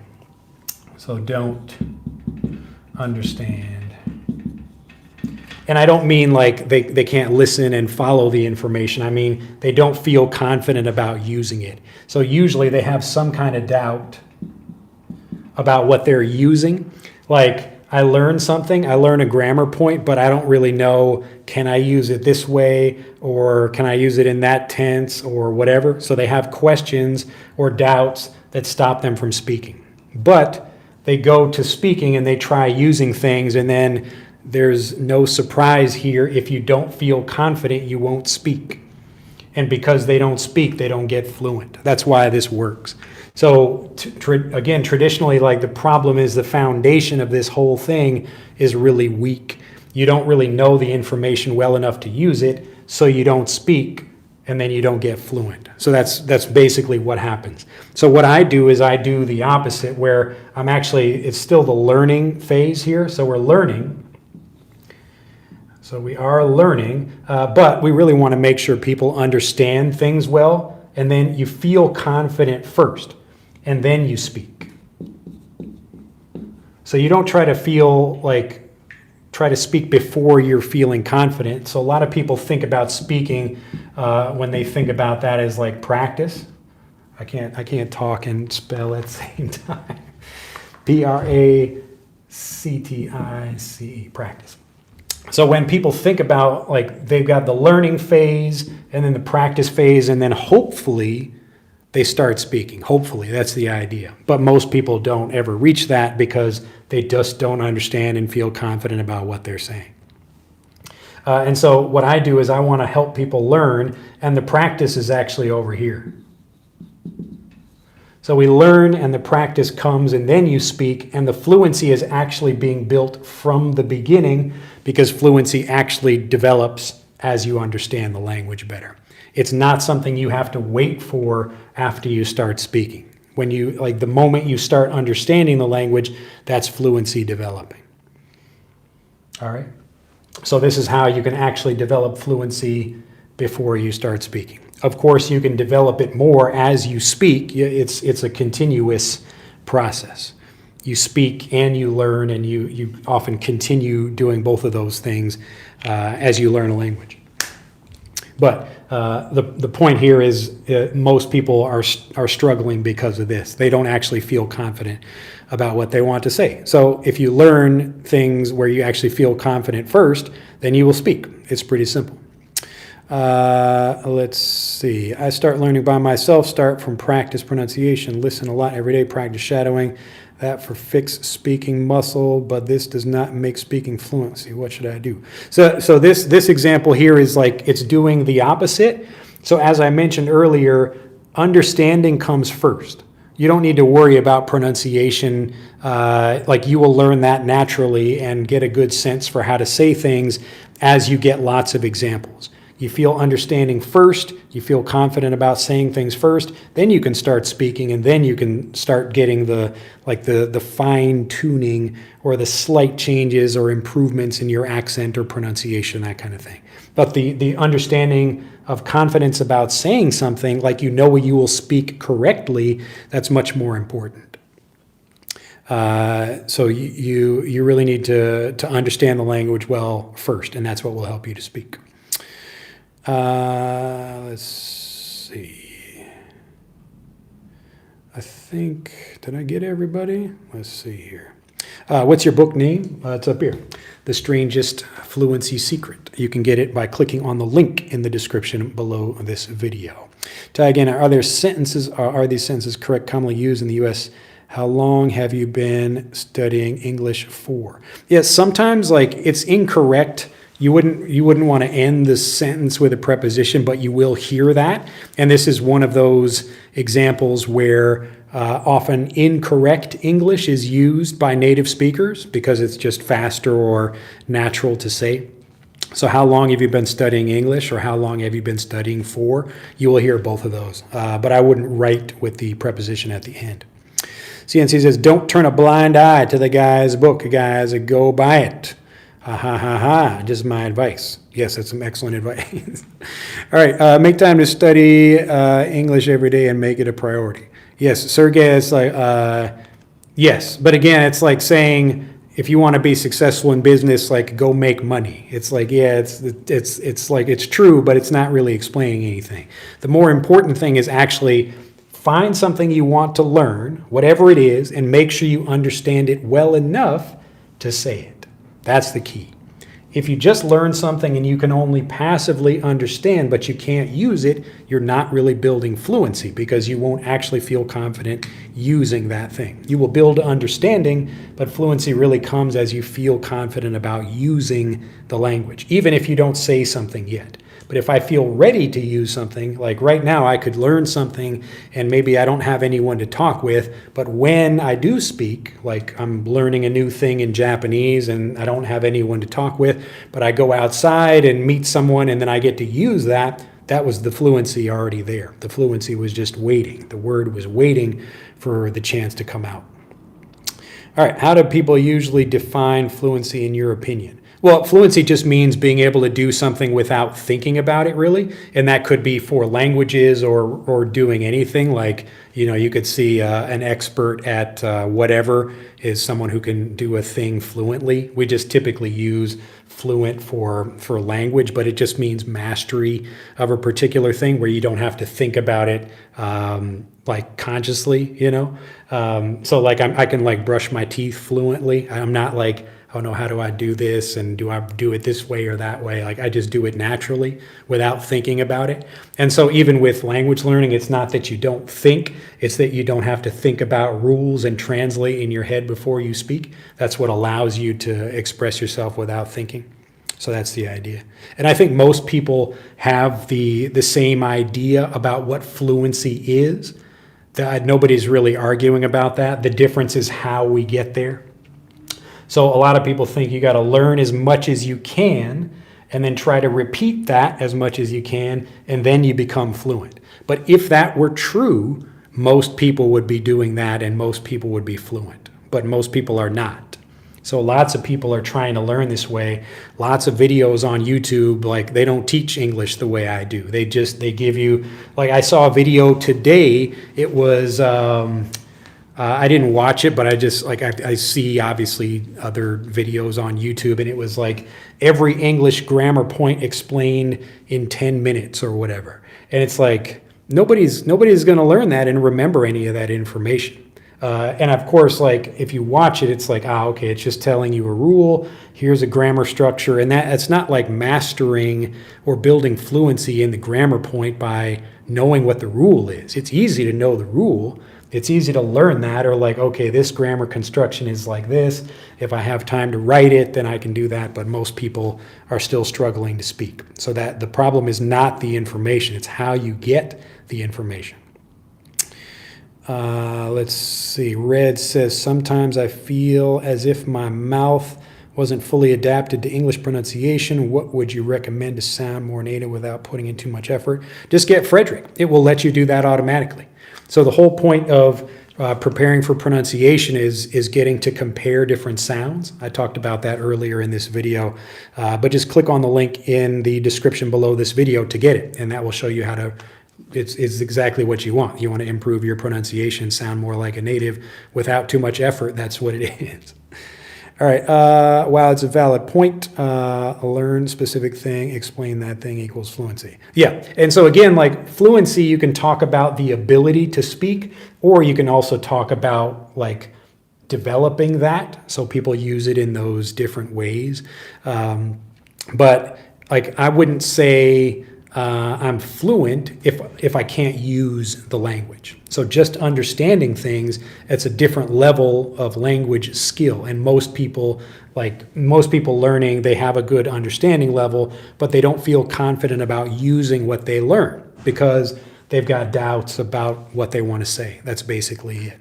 And so most learning methods, like they teach you something but don't actually help you understand it. And so if you don't understand something, you're not going to feel confident about using it. Do Americans still use super instead of supper, excuse me. No, S-U, okay. So you would say S-U-P-P-E-R, supper. That's the word super there instead of dinner in daily life. Yeah, some people do. Time for supper. Lewis says, so all I have to do is by listening comprehensible English. No. And I talk about this in the book too. The point is not like just listen or just read or just watch or whatever. It's just understand. If I have a piece of fruit here, like a banana or something, and you don't know what it tastes like, what's the best way for you to know what it tastes like? Should you listen to the banana or should you try eating it? In that case, the tasting is the thing you should do. In other cases, like looking at the colors of something like that, then you want to see that. You need to see it visually. You don't want to just listen to see the color. You want to see the color. So it really depends on what you're trying to do. But the goal is understanding where you feel confident about expressing something. That's the whole idea. It's not just listening to something. It's being confident that you can say it. And so a lot of that will come from a mix of different ways of learning. You might listen or watch or read or whatever, but all of those things come together to give you that understanding. That's what we're looking for. So it's the same thing in whatever your native language is. You got lots of different examples in different ways, and that's how you learn to speak. Let's see here. How do you understand infinitive and preposition ely, especially in 2. Well, number one, get the book, because it will show you how to do like anything like this. If you have a specific kind of like thing like what is the infinitive or how do I learn prepositions or whatever, like the book shows you how to do this really easily. Also, you can see my channel for more examples of it. But in general, the idea is that you want to see lots of good examples in English to understand it in English, whatever it is. Like, try not to think about it like the infinitive or what a preposition is, but when do we use those words? And you will learn that in the book. Thanks and God bless you. I don't really understand most of the grammar videos online. Do you have anything for that? Yeah, it's called Fluent for Life. So we help you understand the grammar like a native, because most natives don't know the grammar rule names, and most natives would not want to watch those videos. They wouldn't really understand them well either. Natives understand grammar by use. So they think, okay, when do you use a particular grammar point? And that's how you know how to use it. So if you'd like to learn how to do that, first get the book. I recommend, like anybody who's curious about how I learn, even if you don't believe me, get the book anyway. It will really show you, and the book proves itself, and you can learn this way. You can do it anywhere. Everybody can do this. It's easy to do. When you just make this switch in how you believe about language learning. So instead of learning a little bit and not really feeling confident and then trying to speak and hoping you get fluent, it's much better just to actually become confident about the language. Feel confident first, and then you can do the same thing. You can become confident after that. Let's see. Is it good for beginners to practice listening to many different accents? And does that make them lose focus? Not necessarily. I mean, if you think about people like young children, they hear lots of different people speaking. And often, depending on where they live, I mean, even people in their own family will speak differently to them. So yeah, it's not going to hurt you to do that. You've talked over 2 hours. Have a drink sometime. I know, I'm going to stop this video now. You guys keep asking me all these questions. Can an introverted person get fluent? Yeah, absolutely. Because again, most of the work is done before you speak. So you don't need to worry about being introverted or extroverted or whatever, because people are still learning in the same way. You're essentially building confidence before you speak. And that way, whether you speak or not, you will be ready when you do speak. That's how you do it. All right, so again, set realistic goals for yourself and make sure you have enough time to improve. Yes. Emmanuel says, I really love your class. Glad to hear it. What happens when beginners are immersed in many different accents? Well, the same thing that happens to beginners in any country where they're learning their own language as children. They're going to get lots of different experience, and that's actually, it's a benefit to learn this way. Like, people think that one teacher is the better way to learn, but one teacher is really training you kind of too much in one way. It's a lot better to get a wide range of examples, and that's what really helps you build your own pronunciation, so you don't need to sound exactly like I do. Lots of learners actually worry that they don't sound like their teacher, but their teacher is actually trying to sound a particular way, like I'm speaking a little bit more slowly to make sure you understand what I'm saying. But I don't want you to only listen to me. You should be listening to lots of different examples. But hopefully that makes sense. So again, if you're nervous about speaking or you don't have anybody to speak with, that's not a problem. Again, the point is, most people don't feel confident speaking even when they have speaking opportunities. So the smarter thing to do is to feel confident about using the language first. When you feel confident, then you speak. So don't put pressure on yourself to do that. You don't have to do that. And anybody can do that anywhere in the world. Sorry, what was the name of the book? It's up here, The Strangest Fluency Secret. And you can get it by clicking on the link in the description below this video. CNC is back. I thought you were leaving. I'm a little scared because what would happen if I'm not able to understand your book? Just kidding. I wrote my book, or I am writing it at a like an elementary school level. So anybody who can understand what I'm saying now can read the book and understand it. You shouldn't have a problem reading the book. All right, last question. How to immersion English useful and helpful? Like, it's more about being immersed in particular things that you're learning. I don't need to get immersion in the whole language. It's just let me be immersed in specific things, like I'm trying to learn this phrase or that word or that grammar point. And if I get lots of good natural examples, that's the immersion I need for that particular thing. But me just moving to a particular place, it's going to give me lots of lots of information that I can't handle, and it will be too much for me. I have been struggling about phrasal verbs or fixed preposition look at. Yeah, and so this is another perfect thing that the book will help you with, and especially Fluent for Life. If you're interested in that, you can also see how we teach more examples of things here on the channel, but you can search for visual guide to phrasal verbs here on my YouTube channel. Watch that video and it will show you it's the same kind of idea where I'm helping you understand things the same way a native learns. But it will answer all of your questions about phrasal verbs and prepositions and help you understand it. Again, if I can make you feel certain and confident about the language, then you will use it with confidence. I don't want to translate it at all. Yeah, you shouldn't have to translate the book. It's pretty easy. If you can follow what I'm saying here, you can understand the book. I would like to release translations of it in the future, just so people who don't know any English at all can understand this way. To summarize, I have to get that book. I recommend you get the book because the idea is very simple. There's kind of two things. The first one is this idea here. So most people learn this way, but they don't become fluent because they don't feel confident about what they want to say. Okay?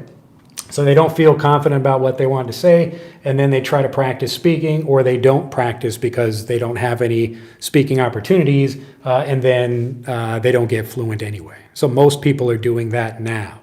The people who are watching this video right now, a lot of them, and it's not their fault, but most people learn the language like that, especially in school where you don't have a choice about how you learn. The teacher teaches you English, they tell you rules, usually through your native language, and then you try to go out and practice speaking because you don't get any speaking practice, and then you don't get fluent. So that's what happens to most people. So instead, you can actually feel confident about the language by getting lots of good examples that make it understandable. It's just a really very simple idea. And so the other part of that is you can do this anywhere without having to, be in an English-speaking country or whatever. And so that's the kind of summary is really there's basically one technique that I use for everything. It's called Naturally Varied Review, and you will see me doing examples of this in pretty much every video I make. So again, how you get the information is important. If I'm trying to tell you some phrasal verbs, if I say fall down, well, that's a thick marker.